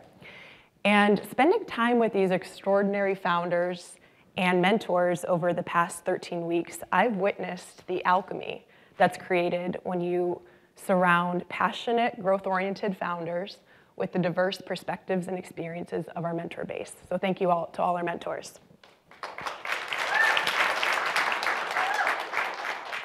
Today, I am delighted to introduce our second group of companies, all working on financial resilience for older adults and their caregivers. I've had the pleasure of being a lead mentor for Savly, a company uniquely positioned to provide financial security throughout retirement. And we have 2 other incredible companies. Cancer Mutual is building the future of breast cancer prevention, and Penny Finance is closing the wealth gap for women. Please welcome to the stage Devin, Dario, and Chrissy. These founders are paving the way for a more financially secure future for us all. Thank you. Please give them a warm round of applause. In my 20 years of experience, I've seen insurance companies struggle to create engaging and meaningful digital experiences for their customers. Not only is this team working on something very close to my heart, but they've created a concept that could potentially change the conversation around cancer risk and cancer insurance. I look forward to seeing their impact on the U.S. insurance market. Please join me in welcoming Devin Solomon, CEO of Cancer Mutual.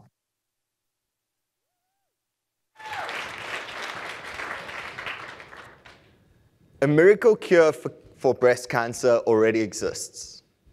So why is no one talking about it? 1 in 7 women will be diagnosed with breast cancer in their lifetime. It has affected my family and will affect almost every family on earth. When caught late, 3 out of 4 of these cases will be fatal. But breast cancer should not be a death sentence in 2023. We have the answer. Medical science has now conclusively shown that the moonshot cure for cancer isn't a cure at all. It's prevention. It's precaution.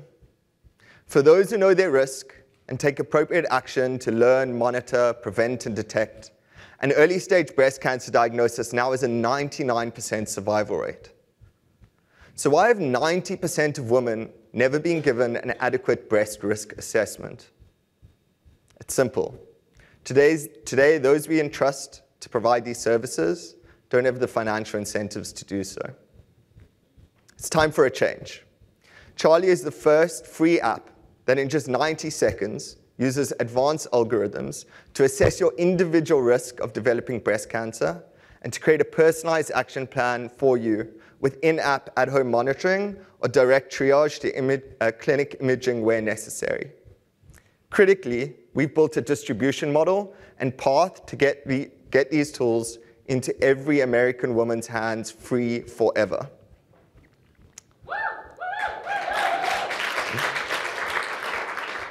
To complete our risk mitigation suite, we've built and embedded a free cancer insurance policy into the app.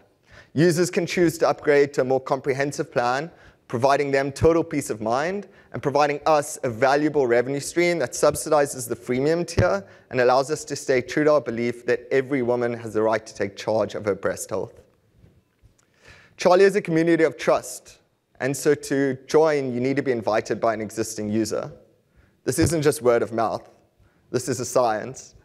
We've built tech to make referring your loved ones seamless and optimize the viral loop that creates 2 additional users and incredibly low acquisition costs for each user acquired. We piloted this model in a smaller market last year and achieved a 60% month-on-month growth for 12 months straight, acquiring over 90,000 users in the process. Using this pilot data, we project that we will touch up to half of US adults within the decade, create $1.3 billion in ARR, save countless lives, and define a sector. We have the right team for this dream. Dave has spent 8 years in actuarial and CFO positions at leading companies. I started in management consulting and have 1 previous tech exit. Today, 1 million US women are living with breast cancer and don't know it yet. Join us in creating a world where late-stage breast cancers are obsolete. Thank you.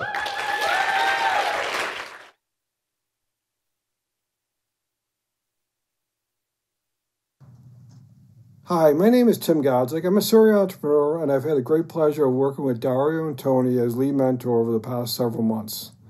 They both have terrific pedigrees in the financial services, and they really know their stuff. Their company, Savly, is doing something very innovative and necessary and has the potential of changing the retirement landscape, both in the U.S. and abroad. So please join me in welcoming Dario Fassato, co-founder and CEO of Savly.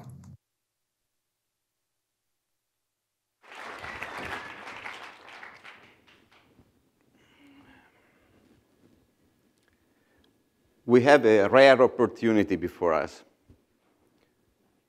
The chance to reinvent an industry that hasn't changed in over 50 years. The retirement savings industry is worth 36 trillion with a T. Shockingly, there is no product on the market that efficiently addresses the massive blind spot of outliving your money. That's why we built Savly, the new personal pension designed to fix the system. You know, life insurance pays your family if you die young. Savly pays you for living a long life. Unlike annuities, the Savly pays out include market returns from low-cost index funds, plus a long life bonus that is commensurate with your age. Think of Savly as the private, always solvent, market-driven social security of the future.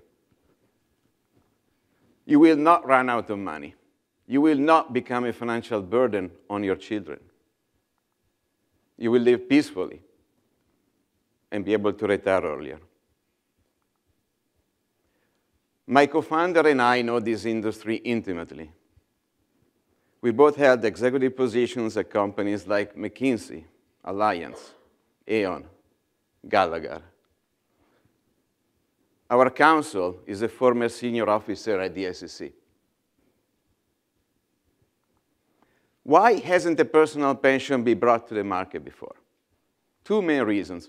First, those who tried in the past did not have the enabling technology to build a fair, secure personal pension.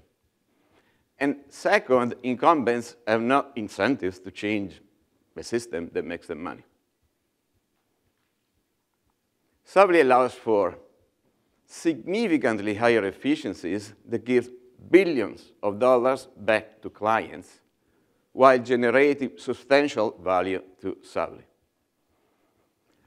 We already built the scalable technology, written the full legal documentation, protected the IP, made Savvy compliant for accredited investors.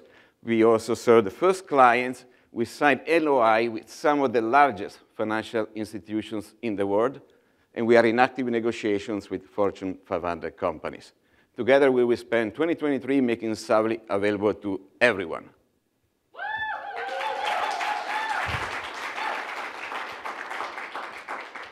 Ladies and gentlemen, historic opportunities are rare. They are very rare.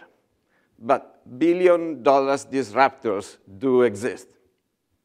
They transform industries. They transform industries and create untold wealth for their investors. We invite you to join us on this journey, to be part of history, and to reinvent retirement together.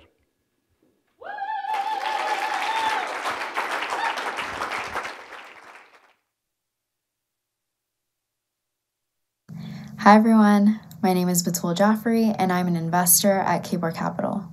We at Cabor Capital are proud investors in Penny Finance. We love backing great founders, solving big problems that can help address inequities for millions of people. The next speaker is just that. Please welcome Chrissy Cole, founder and CEO of Penny Finance.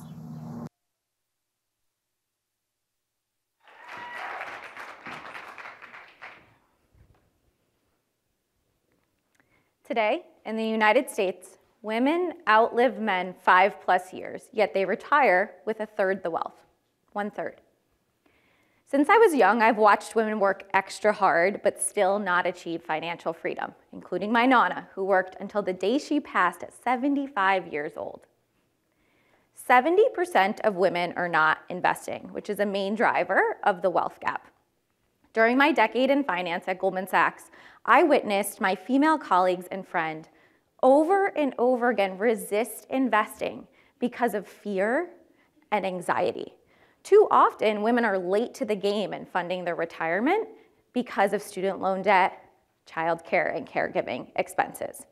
We have an enormous responsibility to change this reality. Penny Finance empowers women.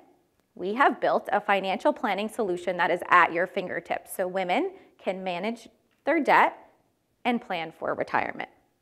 We offer a subscription service that assesses your full financial picture, creates a custom plan that's bite-sized to-dos, and also emails you weekly and tells you what to do next. We show women how to get out of debt, how to get into investing, and why it matters so much. There is certainly a growing landscape of financial apps, but they only solve one part of the process. For example, Mint for budgeting or Ellevest for investing. To create sustainable change, we need a personalized and a comprehensive solution. And most importantly, women have different financial needs. They just do. Penny is the only holistic digital solution that women can use at any stage in their life to manage their money. And it's working. We are seeing our women grow their net worth tenfold. With 83% monthly retention across our 2,100 subscribers, our women are paying and they're staying. And I am so excited to announce that we have just surpassed $100,000 in annual recurring revenue in the past year. And since joining Techstars 3 months ago, we've doubled our revenue, all from organic growth. Yes, that deserves a clap, right? This is an $80 billion per year market in the US alone. In recent experiments, we've learned that women who have kids and aging parents who are living in the sandwich generation we heard about earlier are signing up for Penny at 3 times the rate any other segment. So that's where we're starting. Our team brings deep finance, engineering, and marketing experience, and also have all lived paycheck to paycheck at some point in our life. We know the problem we're solving because we are the target market. If you believe, like we do, that women deserve the financial freedom for themselves and their families, we invite you to join us in this revolution. Thank you.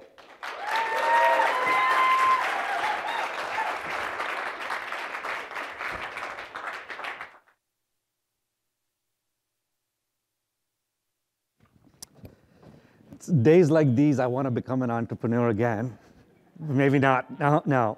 That's why I live vicariously through these entrepreneurs' journeys. I've been a long time, been in this longevity sector for over a decade, building, operating, mentoring, investing, and now I've been associated with the Techstars community for the last 3 years. The Techstars program has been great. I started off as a mentor, then I became a mentor in residence, and now I'm an investor in residence. I think that just calls for a higher chair, that's all it is.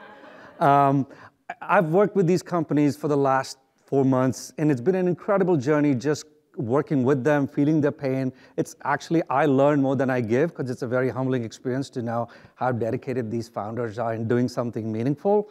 Being a caregiver professionally and personally, these people are not here for the returns, they're here for doing good, so props to them. You've heard some incredible founders, their journeys, but I want to shine the light on the next segment that's coming up. I love this category because I think this is really close to home. I like to call it thriving at home and in the community. I do not like to call it aging in place because that really sends a wrong message. So I think this really is if you ask older adults, everybody wants to live at home. You ask a caregiver, you ask anybody else.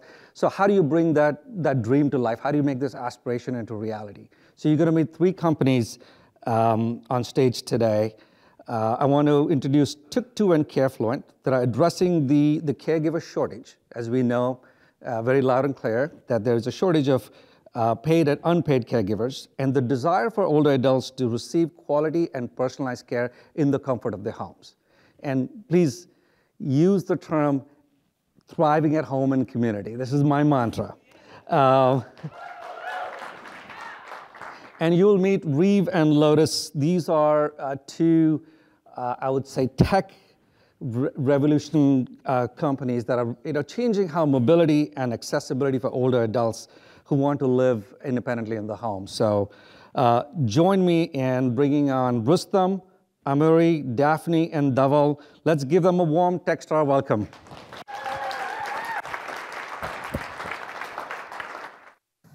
Hello, Techstars. My name is Jeanette Jackson, CEO of Foresight Canada, and I'm delighted to introduce Rustam, founder and CEO of Tuk2. At age 66, my mom was diagnosed with early onset dementia. As a busy CEO and single mom, I needed to find a reliable, technology-based company that could provide us the support we need to make sure that she's okay. Tuk2 is that solution, and they are changing the way we provide support for seniors in our families and communities. Here's Rustam.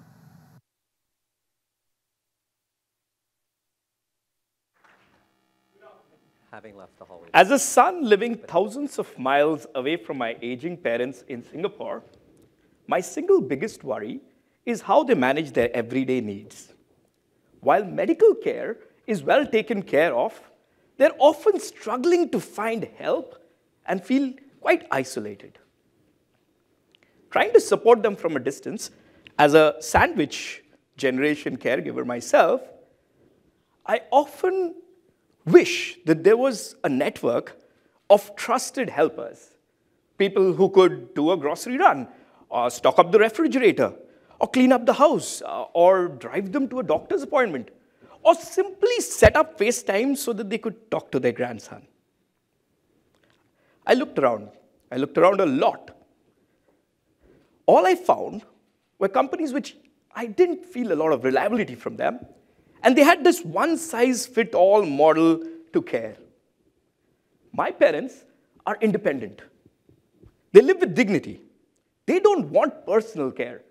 They just want tasks done. And they also don't want to be limited by what an insurance provider deems as their care needs. You know, taking care of our aging loved ones often falls to people like you and me, both financially and independently. And this is not just my problem, but of millions across the world.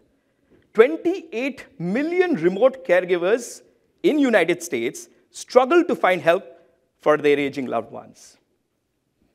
And this might come as a surprise to some of you, but most of these costs are not covered by Medicare or Medicare Advantage. My name is Rustam Sengupta, and I'm the founder of Tuk Care. We are a community-powered caregiver platform where we connect family members to companions from the neighborhood of their care recipients to get tasks done. Our localized approach ensures on-demand delivery and keeps the costs low. Our tech algorithms also personalize the interactions and the matches based on language, ethnicity, proficiency, to really make the engagement happier. And we double down and build trust into the community by partnering with care homes, senior livings, hospitals, social workers, and any other local institutions. And our caregivers are also from the community. Moms looking for doing something while after they've dropped their kids off. Expats who've just come into the country and looking to settle in. Or professionals, students, retirees themselves looking for a sense of purpose. All looking for meaningful work and a little bit of supplemental income.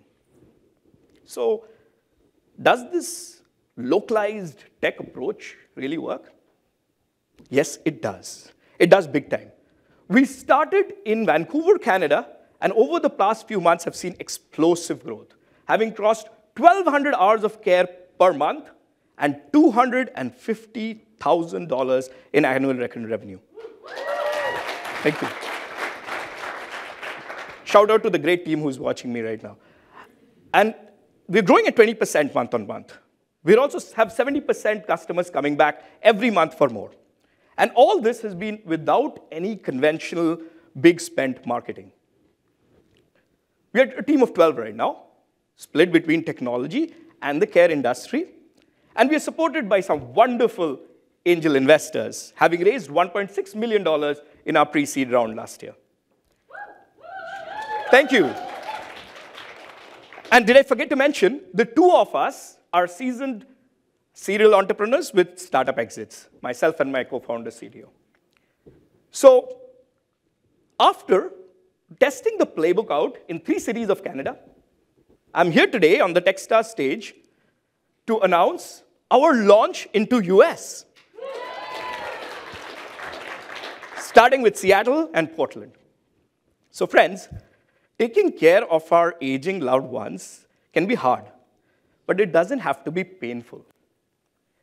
If Uber could unlock the sharing of cars, and Airbnb could unlock the sharing of homes, then Tuk can and will unlock the sharing of hearts. Thank you.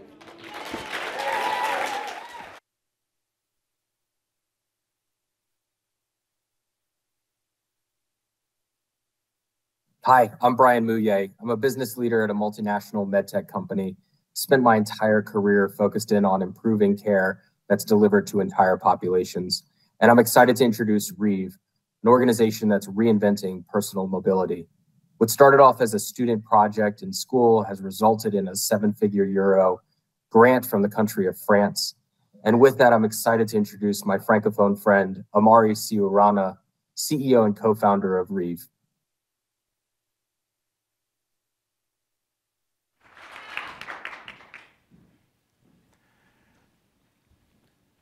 There are 50 million stroke survivors worldwide who struggle with walking. It's the leading cause of disability for older adults, but tech solutions have not kept up. In fact, you actually have a better chance to walk, dance, or even run when you are an amputee than a stroke survivor. At Reeve, we are fixing that with a two-part solution. First, ReeveSense is an AI-powered gait tracker which understands the unique gait signature of each user and tracks improvement. Second, Driven uses these insights to add personalized and smart powered robotic assistance to existing knee braces. With these two combined, millions who are struggling with walking difficulties will soon recover freedom in their daily movements. Driven has the potential to change the daily lives of 4 million patients in the US and Europe. We will begin with the 25,000 patients per year already fitted with custom knee braces, and next, we will expand to the moderate stroke population, representing a $60 billion untapped market. But with so many other gait disorders beyond those caused by stroke, our eventual market is much larger. Most of the existing assistive braces for stroke are passive and non-motorized. They prevent falling, but don't give you any additional energy to walk more easily. And the few exoskeletons on the market provide non-customized motor assistance, which is the equivalent of giving everyone with a vision disorder the same prescription for glasses. This is why at Reeve, we are making the first motorized and gait-specific robotic knee brace to feel like having a new leg.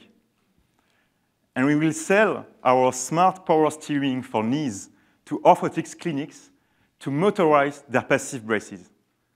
And thanks to a new Medicare reimbursement code, they will be able to access 10 times more profitable reimbursement from payers than previously.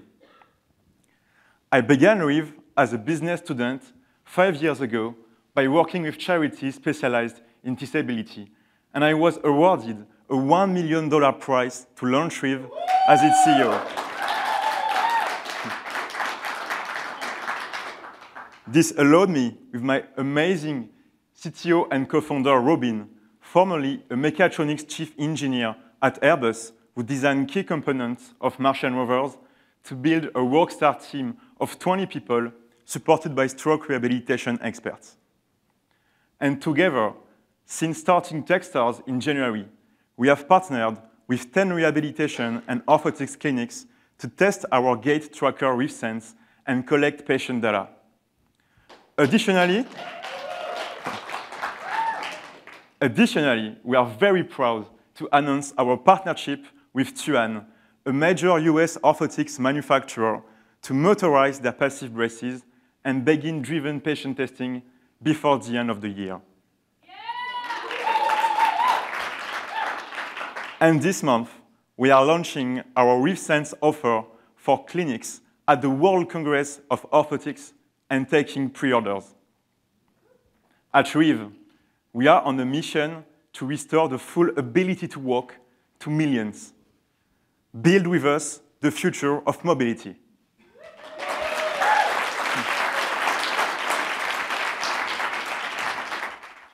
Hello. I lead design thinking and marketing at the Age Tech Collaborative from AARP. Caregiving is a really important focus area for us. Our research shows that in 2023, 38 million people are providing care for a loved one. That's 11.5% of the population. And the care they provide is valued at $600 billion. Given the highly personal nature of the caregiving relationship, the importance of cultural awareness is key in making matches, but it's often overlooked. And that's why I was delighted to meet and mentor the CEO of CareFluent. She combines a wealth of professional healthcare experience, personal caregiving experience with a passion for problem solving. Please welcome Daphne Vick.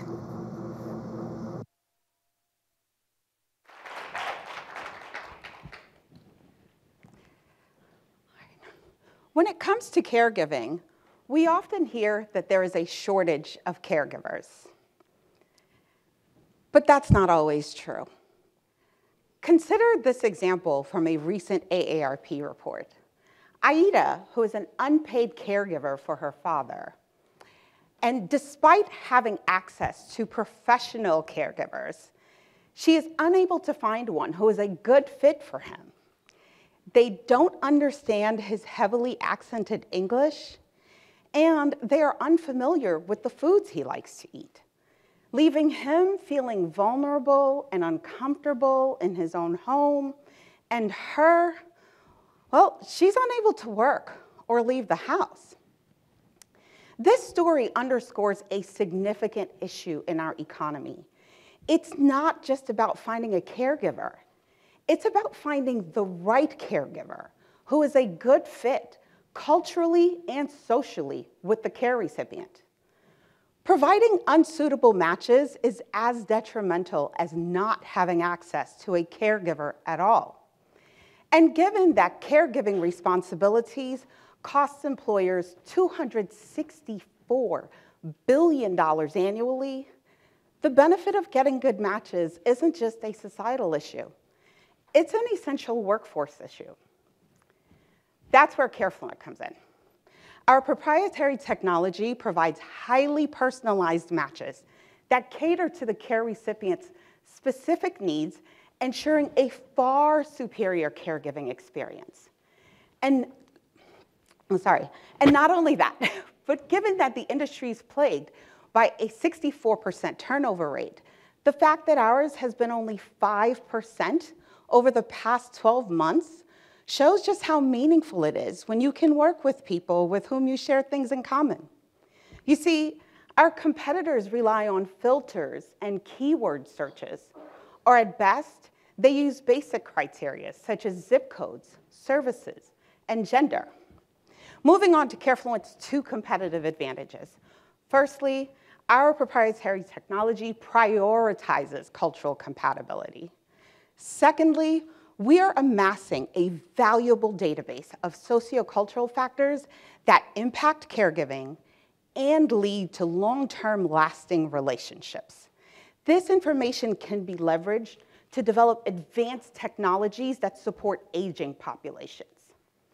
We make money by charging a per employee per month rate and a margin on the caregiving services.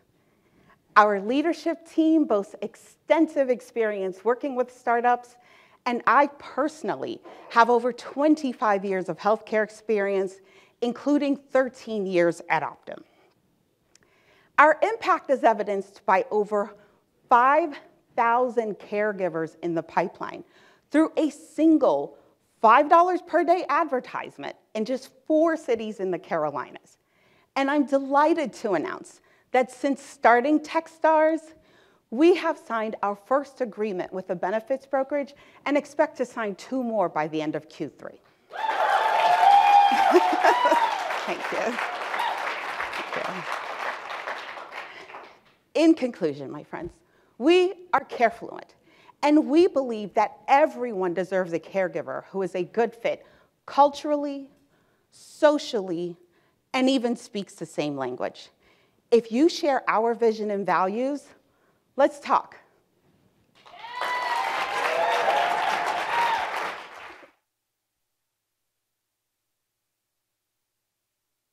Good afternoon. After a decade of research at Georgia Tech, Oxford, and the National Institutes of Health, I launched a company that used nanodiamonds to detect cancer. During the pandemic, I served in advisory and policy roles at the Office of the Secretary of State and the President's Council of Advisors on Science and Technology at the White House. I met Dhaval almost 2 decades ago, and in that time, he has obtained 37 patents and led an organization at Apple that tackled some of their greatest technical challenges related to iPhone, watch, and AirPods. It has been rewarding to mentor a purpose-driven company run by a leader with the engineering prowess, execution, and vision to succeed. Please join me in welcoming CEO of Lotus, Dhaval Patel.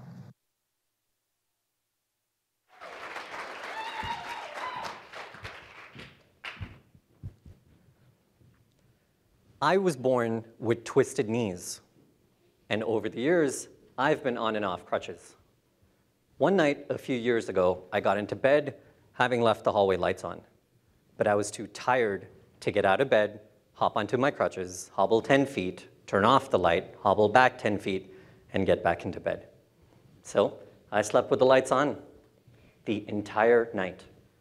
And woke up in the morning thinking, if an engineer like me from Apple, with expertise in wall electronics from Lutron, if I don't even have a smart home, who does? Turns out 91% of US homes were built before smart homes, with no easy way to upgrade. Even getting an Alexa means rewiring every wall switch to connect to the internet, repeating speakers in every room to control those switches, and downloading another app. That's 11 hours or $2,000. And that's if you own the home. If you rent a home, there's no solution. And this disproportionately affects the 27 million people with limited mobility: soldiers, older adults, disabled persons, spending up to 4 hours at home on self-care daily. So at Lotus, we've created this wearable ring that controls objects at home by pointing. No apps, no rewiring, no internet. Step 1, put on the ring. That eliminates needing speakers in every room. Step 2, snap on the switch. Magnets eliminate rewiring. Step 3, point and click. Infrared eliminates apps, smartphones, even internet. With the $270 pack that includes one ring and 4 switches, we can control anything a wall switch controls: lights, fans, appliances, even control TVs. This is a $335 billion market that's been over 80% untapped even after a decade. And with Lotus, you can go from home to smart home in seconds. And you can take this with you wherever you go. And this is really resonating with people.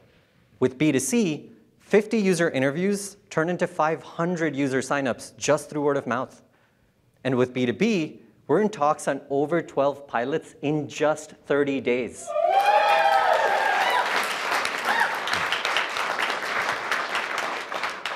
Including with the US Department of Veterans Affairs and the state of New York. This has only been possible because of our team of engineers and clinicians from Apple, Amazon, BlackBerry, Walmart Health, even a TEDx disability speaker.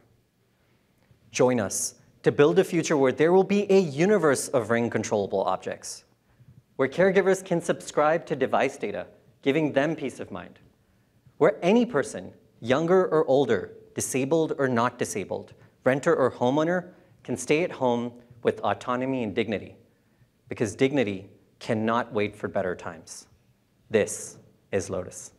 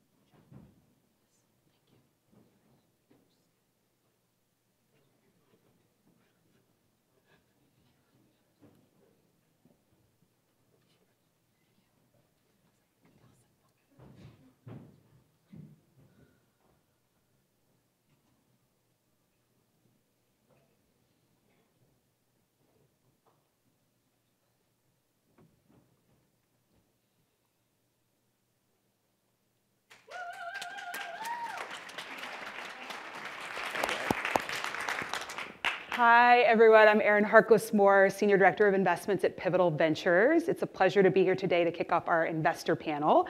Before we do that, I just want to pause, and I think those founders deserve another round of applause. Those are some tremendous pitches and presentations. And with that backdrop, I think we're going to have an exciting conversation around the longevity space from the investor perspective. So I want to invite my fellow panelists up to the stage to join me, Esther Dyson and Nancy Brown. We get 50% more talk time. All right. Hi. Hi. Hello. Nice to see you both. Thanks for coming today. Of course.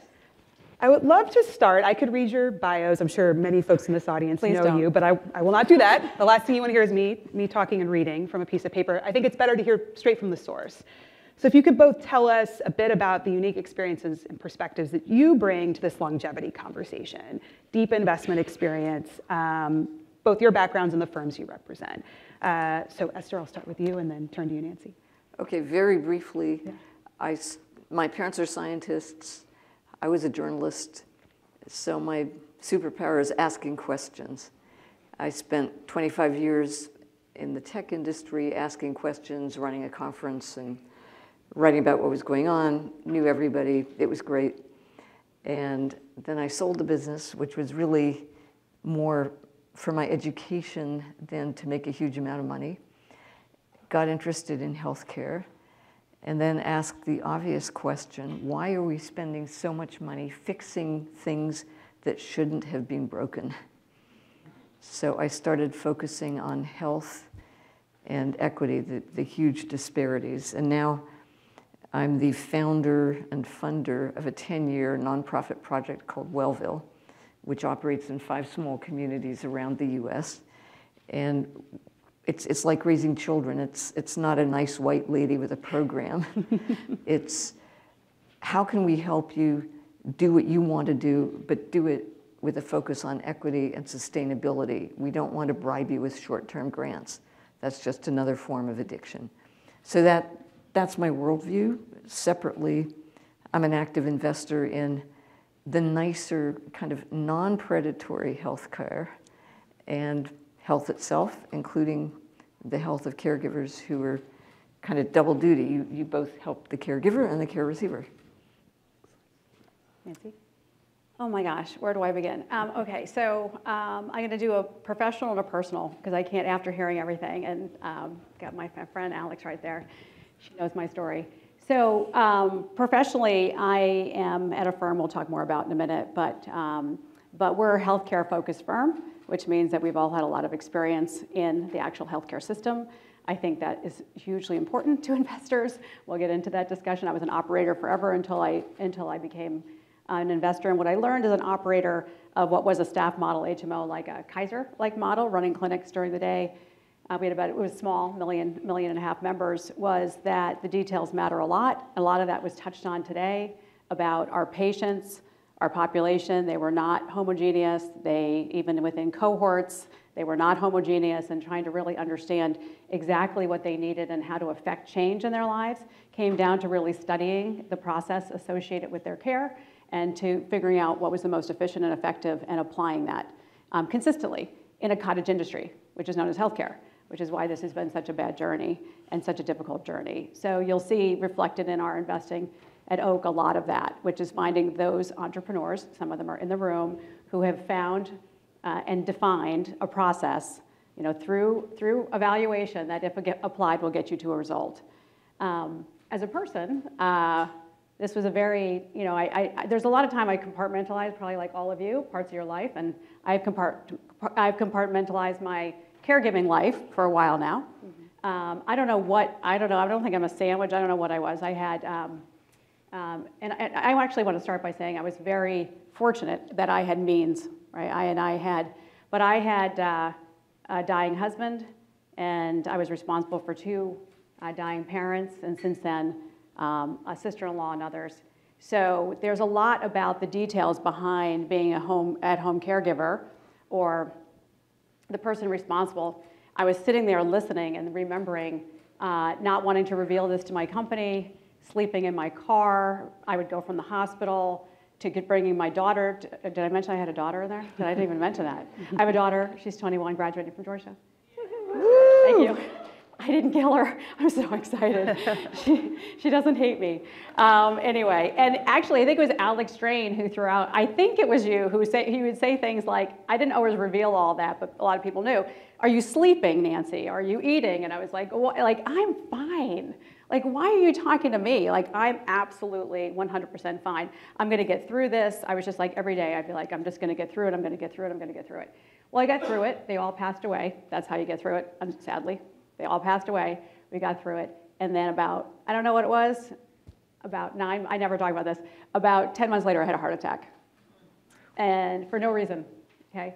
So I bring all that up. This is, I know it sounds like I'm such a narcissist. I'm talking about myself up here, but this was just one of these things where, and this is the talk I give a lot when people want me to come and talk about venture capital or talk to Harvard Business School women or whatever. I'm like, your careers are fine. Let's talk about what happens when your life shows up in your career, when your life appears.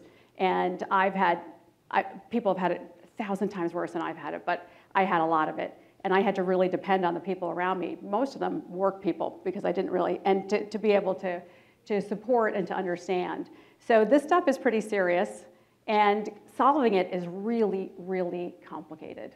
And I want to do a whole, if you could just put another panel at the end of the day, because I want to do a whole other one on my experience about my angry I dealt with very, very angry people I took care of, and so that was the most stressful of all of it. So anyway. I'm sorry, I will let you get to the next question, I promise. Well, I appreciate, I think sometimes we sit here in these conversations and it's, tell me about your firm and your thesis, and we're gonna get to all that, don't worry, I have that on my question list, but you can't separate the personal, I think particularly in this context as well. We're all caregivers of someone at some point in our lives, and so I just really appreciate both of you bringing that personal piece into your story.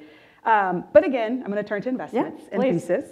And the criteria you bring. So let's talk a little bit about that. And Nancy, maybe I'll go to you. Frame for us what Oak, where you focus in a more growth stage, but tell us a little bit more about your investment strategy there. Yeah, great. So it's called Oak HCFT, healthcare fintech. We're going to talk about healthcare side of it. It's a 9-year-old company based in Stamford, Connecticut, run by Annie Lamont and some others. Annie is also the first lady of Connecticut, so she happens to be in Texas right now, if anyone can figure out that correlation, watching a basketball game. Anyway, so we are, so Annie's a 30-plus year healthcare investor. We do tech-enabled services, mostly focused on very, I guess what we'll call vulnerable populations, so complex. We like, the more complex, the better, because we feel like if we can go in and solve complex problems for Medicaid, duals, and Medicare, and then we do have some other things that we do. We do a lot of primary care. Then then we're really making a big difference. Almost everything. We're not tech investors. We're service investors that use tech for efficiency and effectiveness. And yes, we've moved up. We're about $5.4 billion under management.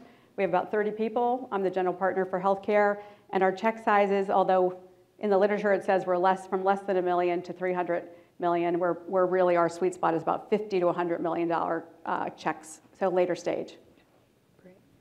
Esther, on the angel side, tell us a little bit more. So you guys are bridging both ends of the spectrum here, so share your thesis and criteria. Somewhere the sweet spot between 25 to 50K and 50 million.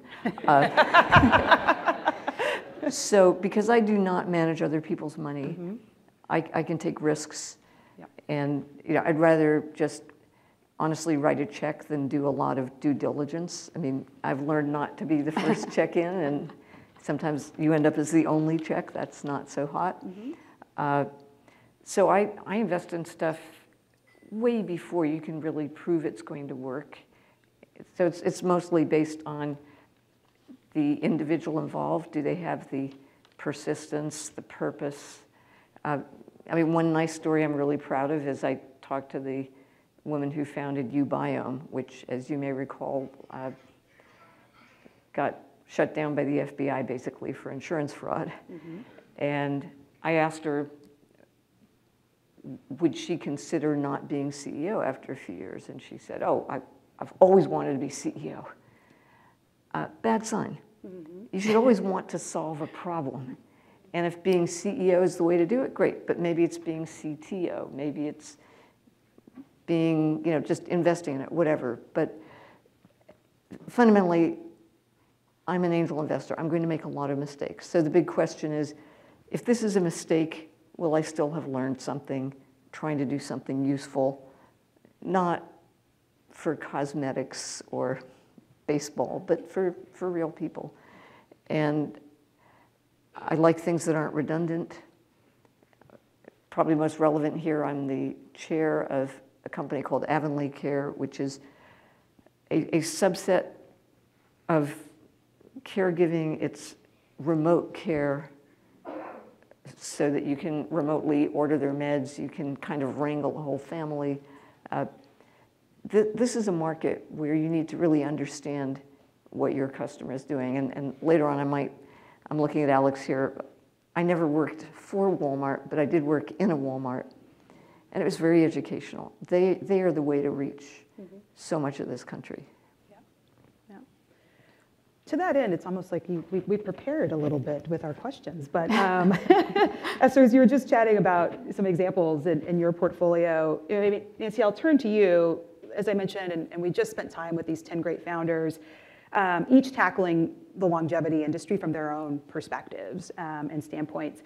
But I'd love to hear a little bit more about some of the companies in your portfolio at Oak, HCFT, and what specifically made them compelling when you invested, recognizing that it's a little bit later than where some of these founders are today. But what really jumped out and made you want to write that check, lead that round, or come into that round? Well, and I should point out that I don't meet them later. I meet them early, because otherwise entrepreneurs don't love when you just show up when things are going straight up and to the right and be like, hi, I'm here, I'm going to help you now. So we met a lot of them early. So we have a number, I had to count them to get ready for this, but we have about 17 companies that are focused on, let's just say, seniors. If I use the term longevity as it's in the dictionary, we probably have 30 or 40 companies, because they're all in there somewhere dealing with longevity. And we have two entrepreneurs in particular that were both CMMI directors, so Adam Bowler and Brad Smith. And so they're all about innovation in this space. And so when they were not at the White House, or sometimes in between, they were, I was going to say oozing companies, it feels like that. They're just creating one company after another, which are really about getting to populations, mostly around long-term care. And definitely, this is all seniors. I mean, they have other companies that are not, but most of them are seniors. And they're taking very, very specific subpopulations, which I'm big on, because as I said earlier, you have to get really specific. So Brad has a company called Main Street that's focused on rural health. And that's a unique problem to solve. And I'm not saying the individuals have unique issues, but the access to resources is unique. So we go through, I won't go through all 15 of them. If you run out of things to do with your life, you can look up you can either text me or whatever, or look at our website and you can see all of them in there. We have some that are overlays to existing. So we tried to solve this home care worker problem. I've hired personally maybe 20 home care workers for loved ones, and I like the first thing they teach me is how to keep my identity from being stolen. I won't even get into all the details of what I experienced having these people in my home. And I don't mean these people, but people in my home that are at this very low cost wage and are not trained and do not have a professional path.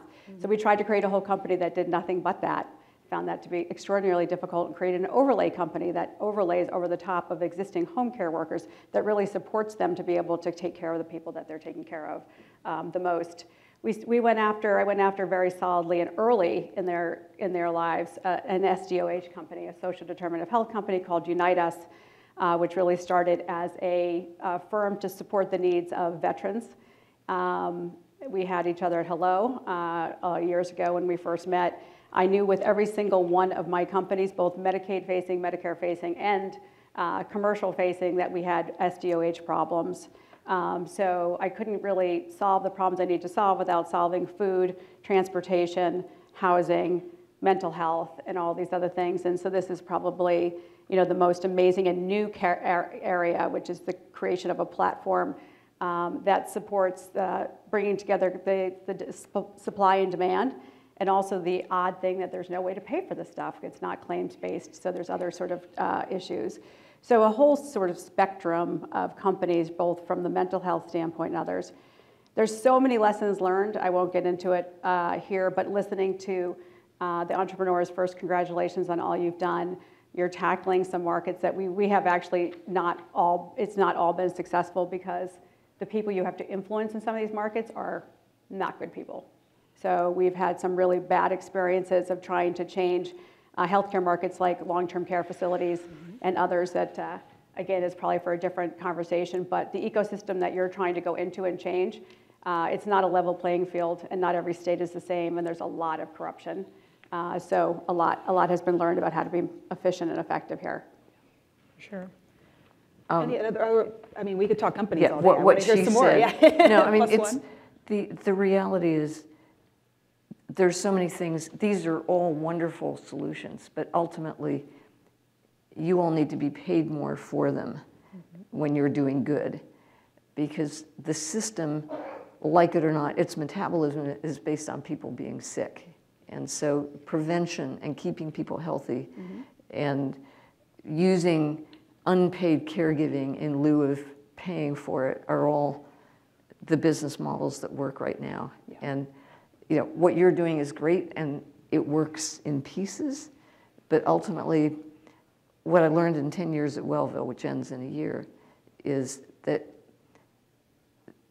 health is not sustainable the way we do it, because it cannot be an individual responsibility. It needs to be, the government needs to start talking about investing instead of spending on health.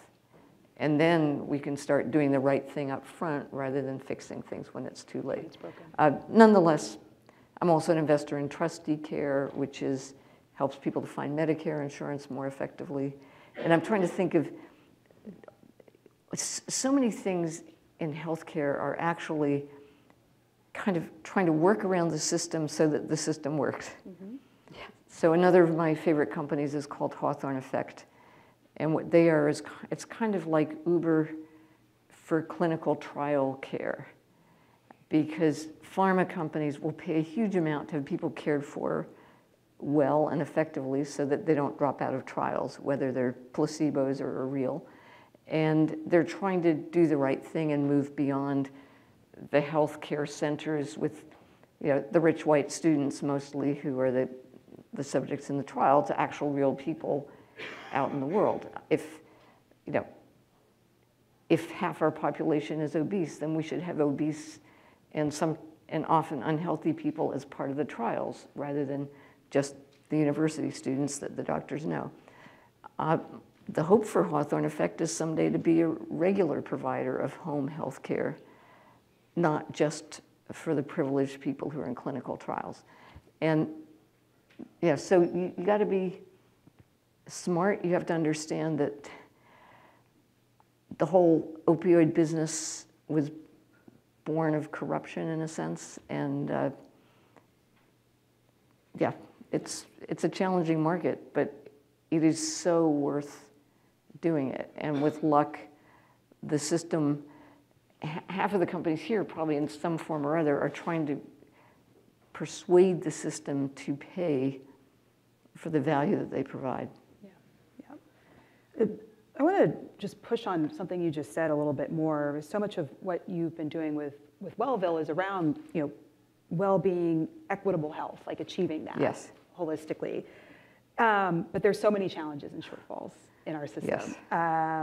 What else have you learned? And you touched on some of I think, where some of the solutions could come from. But I think particularly for some of the founders building in this space here, like what else? What else is underneath that you think we could work on more effectively? Understand the system you're dealing with. Understand, okay, so Alex got a job at Walmart. With Avonlea, we had you can never say you have a deal with a large company unless, you have 15 years of contracts. But we knew them, and we were working with them, and we still are.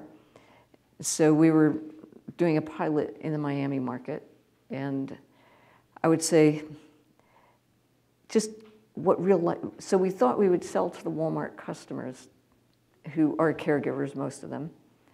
And here's what we discovered. First, if you're in Miami, you should be in Spanish. Get real people for us. Second, if I'm going into Walmart shopping, I'm in a rush to get the food, especially if I'm a caregiver because I'm busy. And if I got the food and I'm leaving, I'm in a rush to get home or to bring it to my grandma or whatever. So in the end, we think the associates are better, understanding your business model, understanding not just who needs your service, but who's the first customer for it.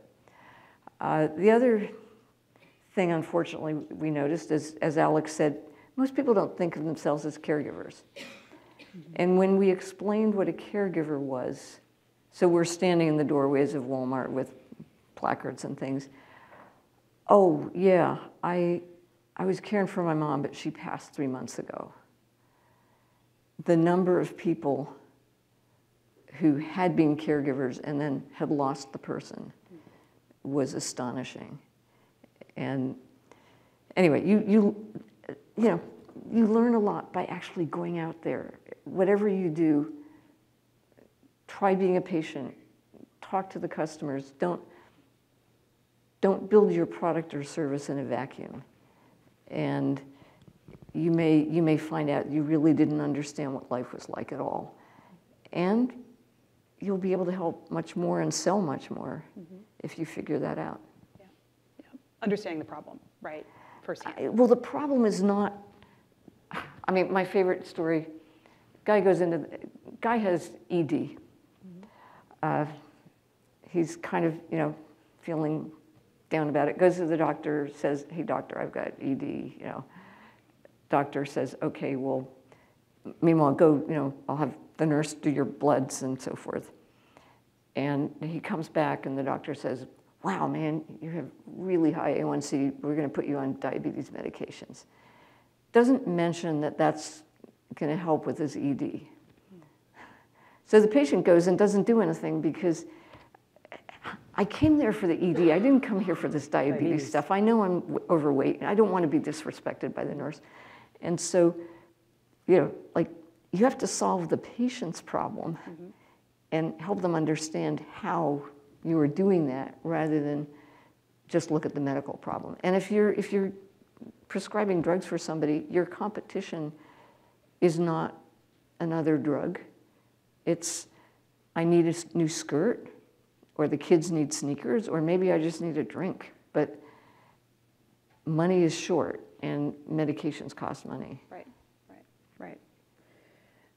How, I'll turn to you, Nancy, back to you. We can talk. Having sat as an operator, too, you bring that lens, both those lenses, the investment perspective and the operating perspective to the table. How has that operating experience informed your investment approach? Well, first, my healthcare experience informed it. There was operating experience as an entrepreneur. I had 3 companies, and then there's my running clinics and working in a provider-based insurance plan. That was probably the best luck I ever had, which was to do that right out of business school. And I ruined more. Like all of us, we do a lot of speaking at business schools, and I say, please do not go to either my firm or McKinsey or Bain. Get a job. If you want to work in healthcare, go to Medicaid. I send a lot of people to Medicaid. Go and work in state Medicaid. Because you can't observe healthcare from a distance, like you can't observe caregivers from a distance. It's hard. You can't, and healthcare in particular, it's embarrassing. As my chosen career. Just that it's not logical the way that the health system's set up and the way that a lot of things happen.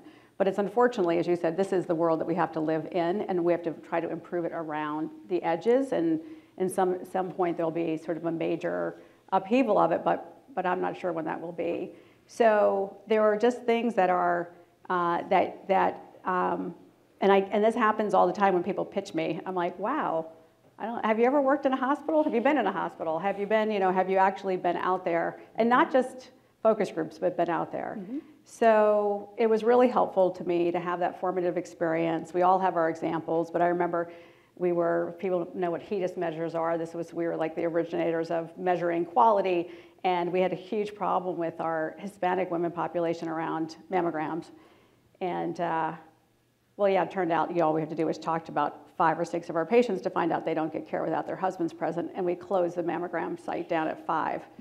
So we opened it, and we got 89% compliance overnight. We had all these insights, and then there was tremendous insights just around, around what we had to do. We studied process at night, clinical process, like what happens in a hip replacement, what happens with pediatric asthma, why did these things happen, all of these kinds of things. So you have to be in the trenches. And then as an operator of an entrepreneur, if I say it really fast, it'll seem so impressive. I had 3 companies, sold 2, one went public.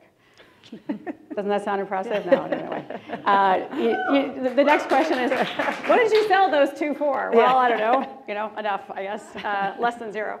But anyway, so that's, and I got hired into this position 9 years ago. I can barely do math. If anyone knows anyone at my firm, don't tell them. Actually, they all know. I am not. I am the entrepreneur and the healthcare person. So a lot of what we do in support of, besides picking the right, companies to back, is to really support our entrepreneurs through their journey. Mm-hmm. And it is a journey. I've only ever had one kid, but it's like, and I don't mean my entrepreneurs are like children, but I'm just saying that there's a lot, like they don't want to always listen. Sometimes they want to listen. Sometimes their bank accounts get frozen unexpectedly, and that's not a good weekend for anyone. But sometimes the market they're going after goes away. There's a lot of different things, and it's very, very helpful to have been through it, to really understand what it feels like from the other side.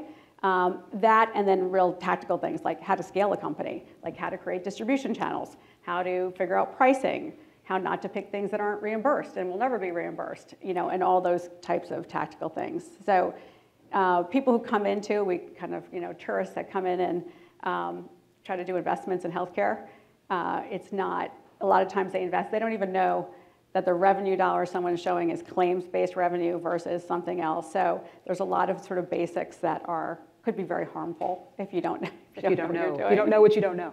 And I don't suggest anyone come into this unless they're like sort of born to it, because it's very hard. Yeah. Nancy, you just alluded to, I think, what has been a more challenging macro environment, specifically the last few weeks with Silicon Valley Bank's failure and subsequent, perhaps, rescue.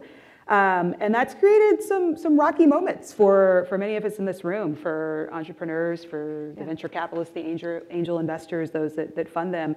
What advice would you give to, again, some of these founders, to entrepreneurs, and to other investors, amongst ourselves as we navigate this macroeconomic environment and really the first kind of crisis we've seen since the last decade? I made the mistake of telling my super liberal sister who refers to me as people like you, meaning capitalists, I think is what she's referring to, that my entrepreneurs were having a really hard time with the Silicon Valley Bank, and she was not sympathetic, so I understand that there may not be people who are sympathetic, but this has been a crazy time period. So we've been through COVID, we've been through this up and down, these are all somewhat related, up and down of the workforce, right? So, oh my gosh, making offers that we had never dreamt of and then laying people off like 6 months later.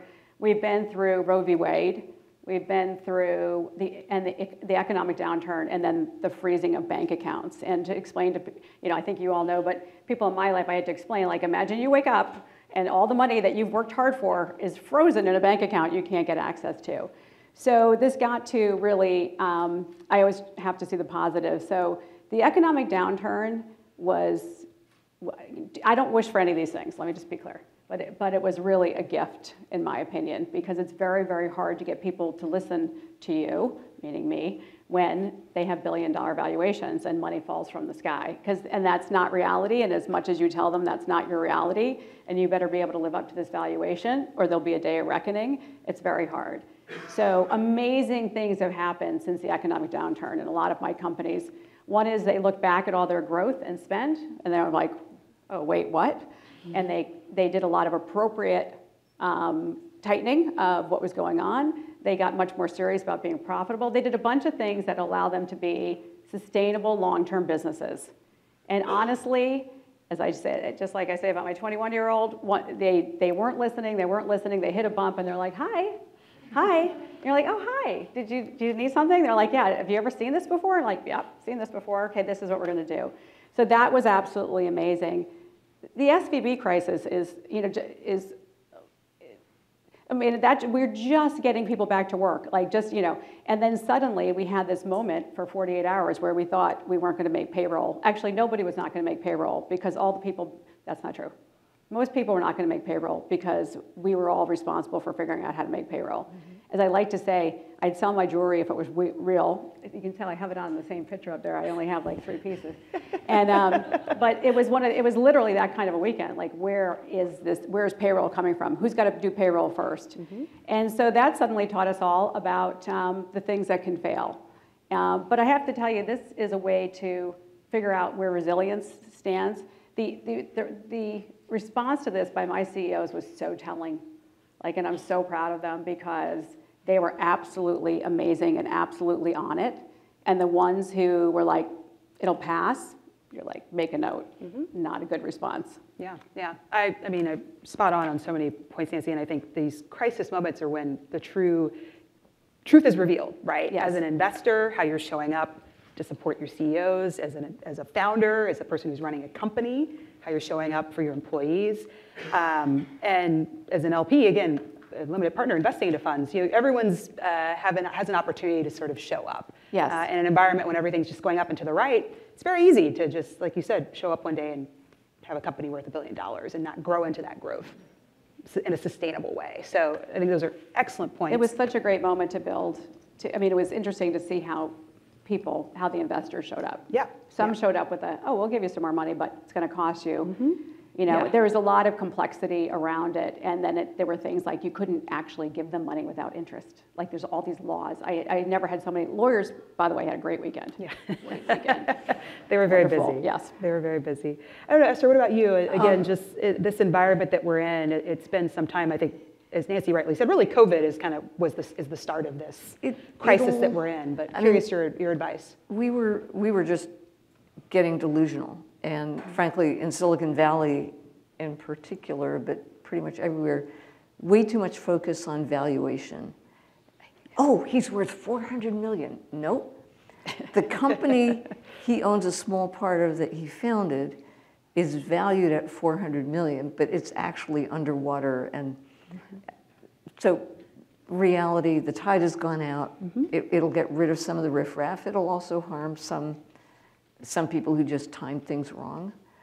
But, I mean, advice to you, watch out who you take funding from, because there are people who will be honorable and take care of you, to the extent you deserve it. And then there are people who will do down rounds, who will say, okay, I'll rescue you, but I'll give you 10 million at 1/10 of the valuation you had a year ago. I have another company that folded because I don't actually know the whole story, but they tried to sell his company to somebody who was their friend. And by the time he figured out what was going on, the money had run out and he couldn't find any other offers. I mean, not all investors are as honorable as you'd like, so be careful. And understand the capital structure of your firm. It's complicated, but it's really worth understanding. Understand how good your receivables are. A lot of founders, I think, don't pay enough attention to the financial aspects of what they're doing. And in the last few years, they've gotten kind of used to, well, we'll just raise another round. And it was inevitable. It's good it happened. It's always painful when it does.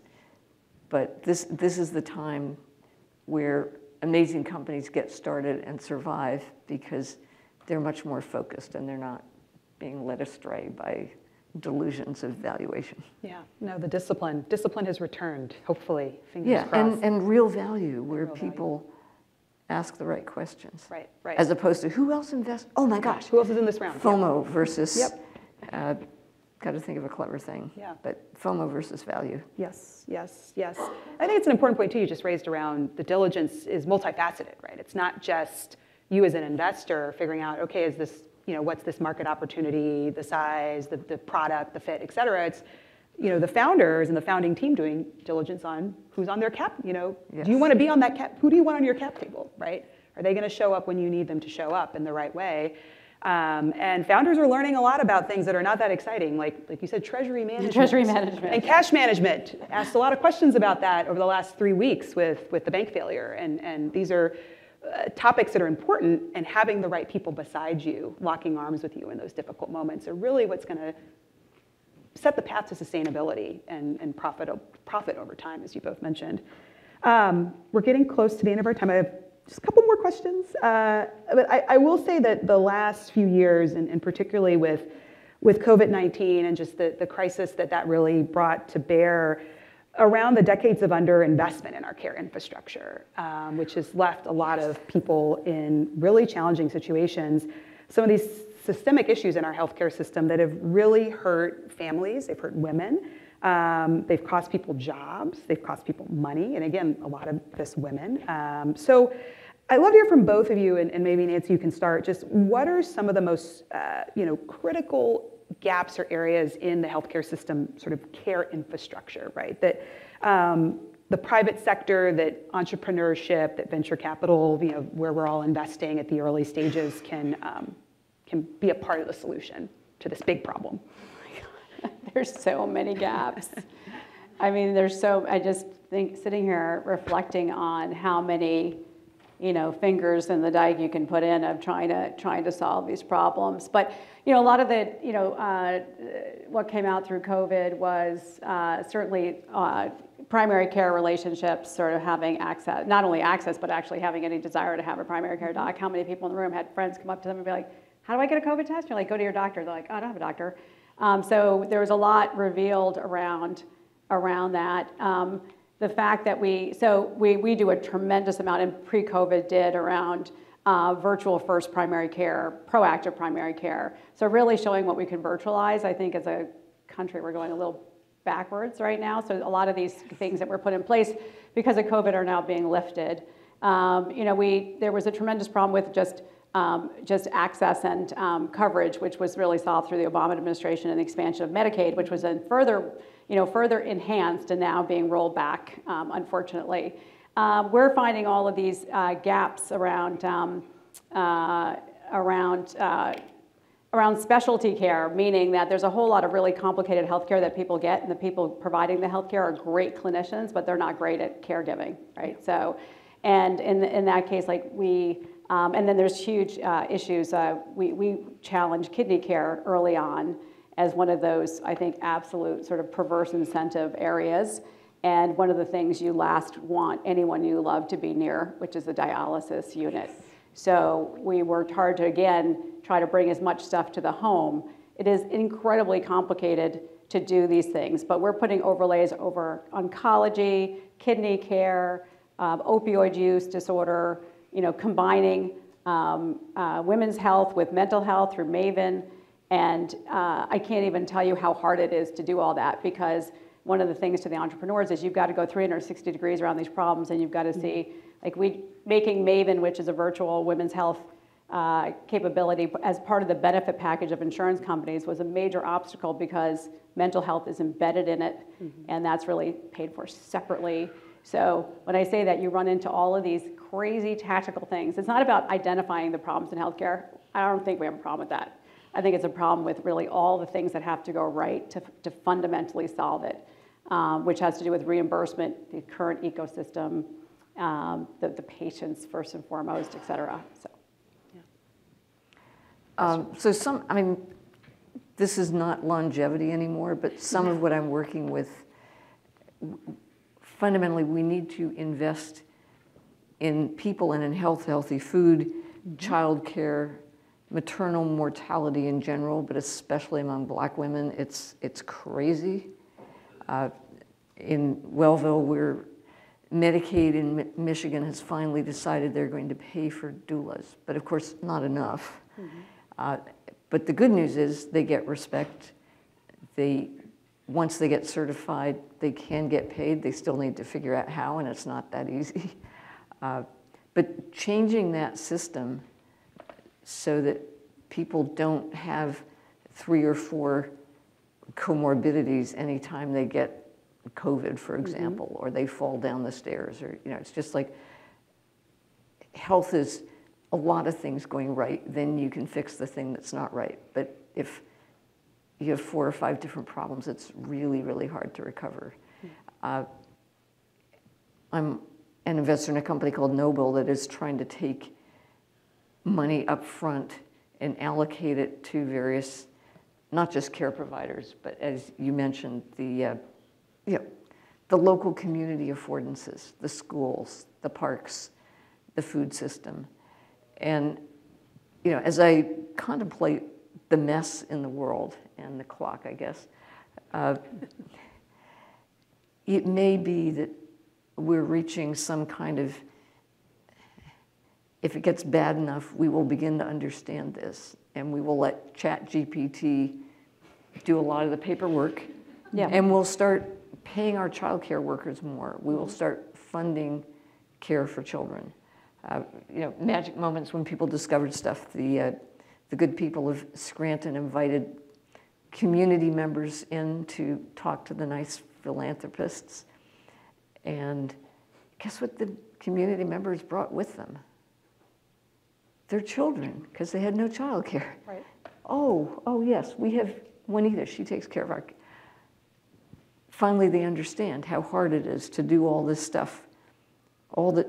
Your job when you're poor is not just the places you go to work. It's getting everything else done at the same time and caring for an elder or a cousin or who knows. Right. Well, we are about at time. I have one final question. And if there's anything, I've maybe learned a few things in almost doing this job for 2 decades, but that some of the best performing investments are those that are made or deployed when we're seeing a down market. We were talking about this a little bit earlier to the conversation around the macroeconomic climate and the crises that we're seeing. So turning that into a positive, what excites both of you the most about the future of longevity and caregiving with your investor lens? And then maybe, if not, or both, but I'd love to hear that as a way to send us out and take us home. I mean, from an investor standpoint, Medicare Advantage and managed Medicaid, there's a lot of money to be made, meaning that there are people attracted to that business. They get paid to do the right things, right? This is how the incentives are set up. There's a lot of money in the system. I mean, and it's just not being deployed properly. I mean, it's just so this is the exciting thing. I mean, I usually talk about Medicaid, but I don't have longevity, but I'll talk about duals, maybe that'll. When Obama expanded Medicaid and people like Kaiser woke up and had over, 1 million Medicaid members, and then started calling them their Medicaid members as though they were like one type of person, one type of member. This was amazing. I've been known to say that managed Medicaid is like one of the sexiest investment areas, which is sort of a weird thing to be quoted for. But what I mean is like if people are really, really, really excited about what we can do. And there's still some things that need to change, like we all want to do things for Medicaid moms, but unfortunately the benefit packages are separate, and so until they come together, it makes it really difficult to be able to not go broke running one of these companies. But we are spending all our time trying to figure out how to take these processes that we know will solve, to scale them efficiently and effectively. And believe me, the processes don't show up in the investment like efficient and effective. It takes time to make them efficient and effective, to add tech to it. To say doctors don't have to do all that. We can have nurses do it. We can have other people do it. We can have tech do it. So we go through and create a unit economic model that makes sense, that's sustainable, that does not have to be funded by cocktail parties. And we figure out how to scale it across the country. And hence these companies like CareBridge and some of our companies, they're 200, 300, 400 million in revenue, like in a very short period of time. So, so it's really exciting because we've got these incentives in place, and managed Medicaid is, even more fun because of the states bidding it out. And so a lot of our companies like Unitas and others, and I have a lot of Medicaid facing, that's a different panel, a lot of Medicaid facing companies, they get bid inside of the bid for the state business to say, look, if you hire us, we're going to take care of our women, we're going to take care of our kids, we're going to take care of our kidney, whatever it may be. And so that suddenly makes all these companies that we're developing, this really appealing, almost a marketing but it's marketing based in the ability to actually achieve goals. So it's a very exciting time, and we have, I'll just end by saying that we've attracted some incredible talent. A lot of it was demonstrated today. by the talent who was going through their companies. When I started, a lot of years ago, 35 years ago, people were like, you're going into healthcare? Like, what does that even mean? You're not a doctor? Mm-hmm. So to see the talent that's come into healthcare to try to solve these problems is really probably the most hopeful thing. Yeah. From the point of view of a startup, first of all, there's going to be less competition, both for money and for people over time. I mean, right now there's a lot of competition for money because there's probably a few too many companies around. But I think more importantly, it has become so clear that these problems do need to be solved because health and healthcare are so fundamental to the future of the country, and that's being recognized. And honestly, the stupidity of so many of the processes and procedures and approaches and the short-sightedness, certainly Medicaid and Medicare, there's actually, the government has a financial incentive, if they would only think harder, to save money by investing as opposed to just spending on not solving the problem, but just, and it's really time for the system to think longer term. It's time for investors and startups to make that pitch. There was someone who applied for Wellville and they said they wanted to address the suicide problem. And I crossed it out and said, no, we want to solve it. That's the key. Thank you, Esther. Nancy, thank you so much for your time, your Thank you. perspectives today. Thank you all for listening. Thank you. Oops.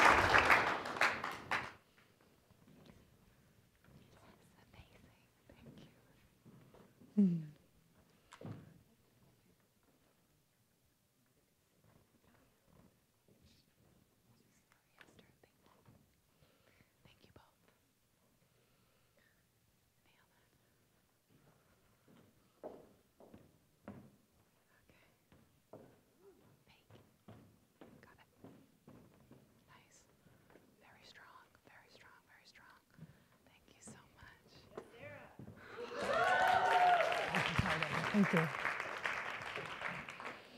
When I envisioned this event, I wanted to showcase the opportunity in the $648 billion care economy by convening the leaders who have paved the way through investment and innovation. That vision just became reality.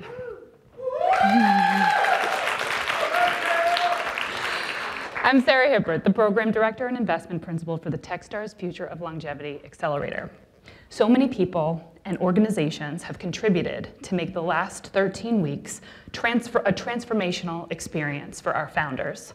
On behalf of Keith and me, I'll take a final moment to acknowledge these incredible people. First, I'd like to thank our mentors, without which this program would be possible. We have an exceptional group of mentors supporting our program, and the impact and progress our founders have made is a reflection of your deep knowledge, network, and commitment. Next, I'd like to give a special shout out to our lead mentors.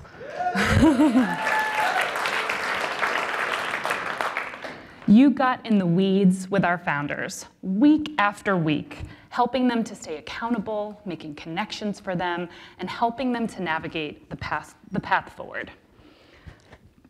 And I'd be remiss if I didn't mention our all-star mentors who went above and beyond to progress these companies.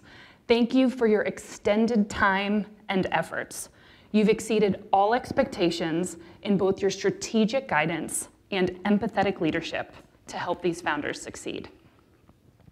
They deserve a round of applause too.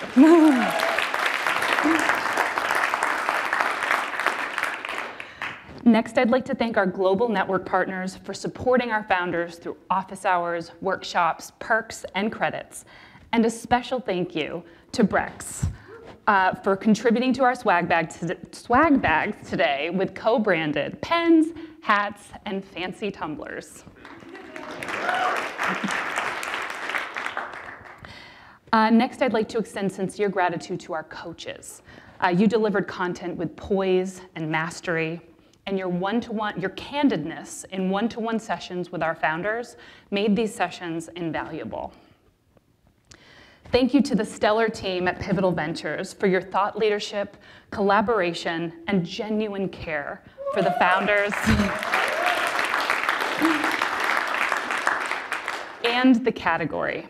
And above all, thank you to our remarkable partner liaison, super mentor, and collaborator in all things, Lara Jaremko. You are a strategic powerhouse, the ultimate team player, and deeply committed to the founder experience. Keith and I would like to recognize our dream team, without which I cannot imagine this program succeeding.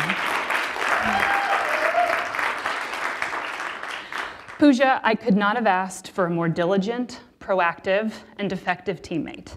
And not to mention, you are a true joy to be around. Sanjay, I don't know where you are, wherever. Sanjay, you have supported me in more ways than I can articulate. And your guidance, knowledge of the category, and constant willingness to problem solve and go above and beyond are unmatched. Yeah. I am deeply grateful to our panelists for giving their time and sharing their expertise today at our Longevity Investment Summit and Demo Day. This event was amplified by your engagement, and I'm deeply, deeply grateful. Finally, I'd like to thank our founders. This program is intense, and you've made working this hard a most delightful 3 months. You are all diligent, hardworking, fast-moving, responsive, sharp, kind, and compassionate leaders. It has been a great pleasure working beside you. And with that, this concludes our Longevity Investment Summit and Demo Day. Thank you for joining us today, and thank you for supporting our program. Bye-bye.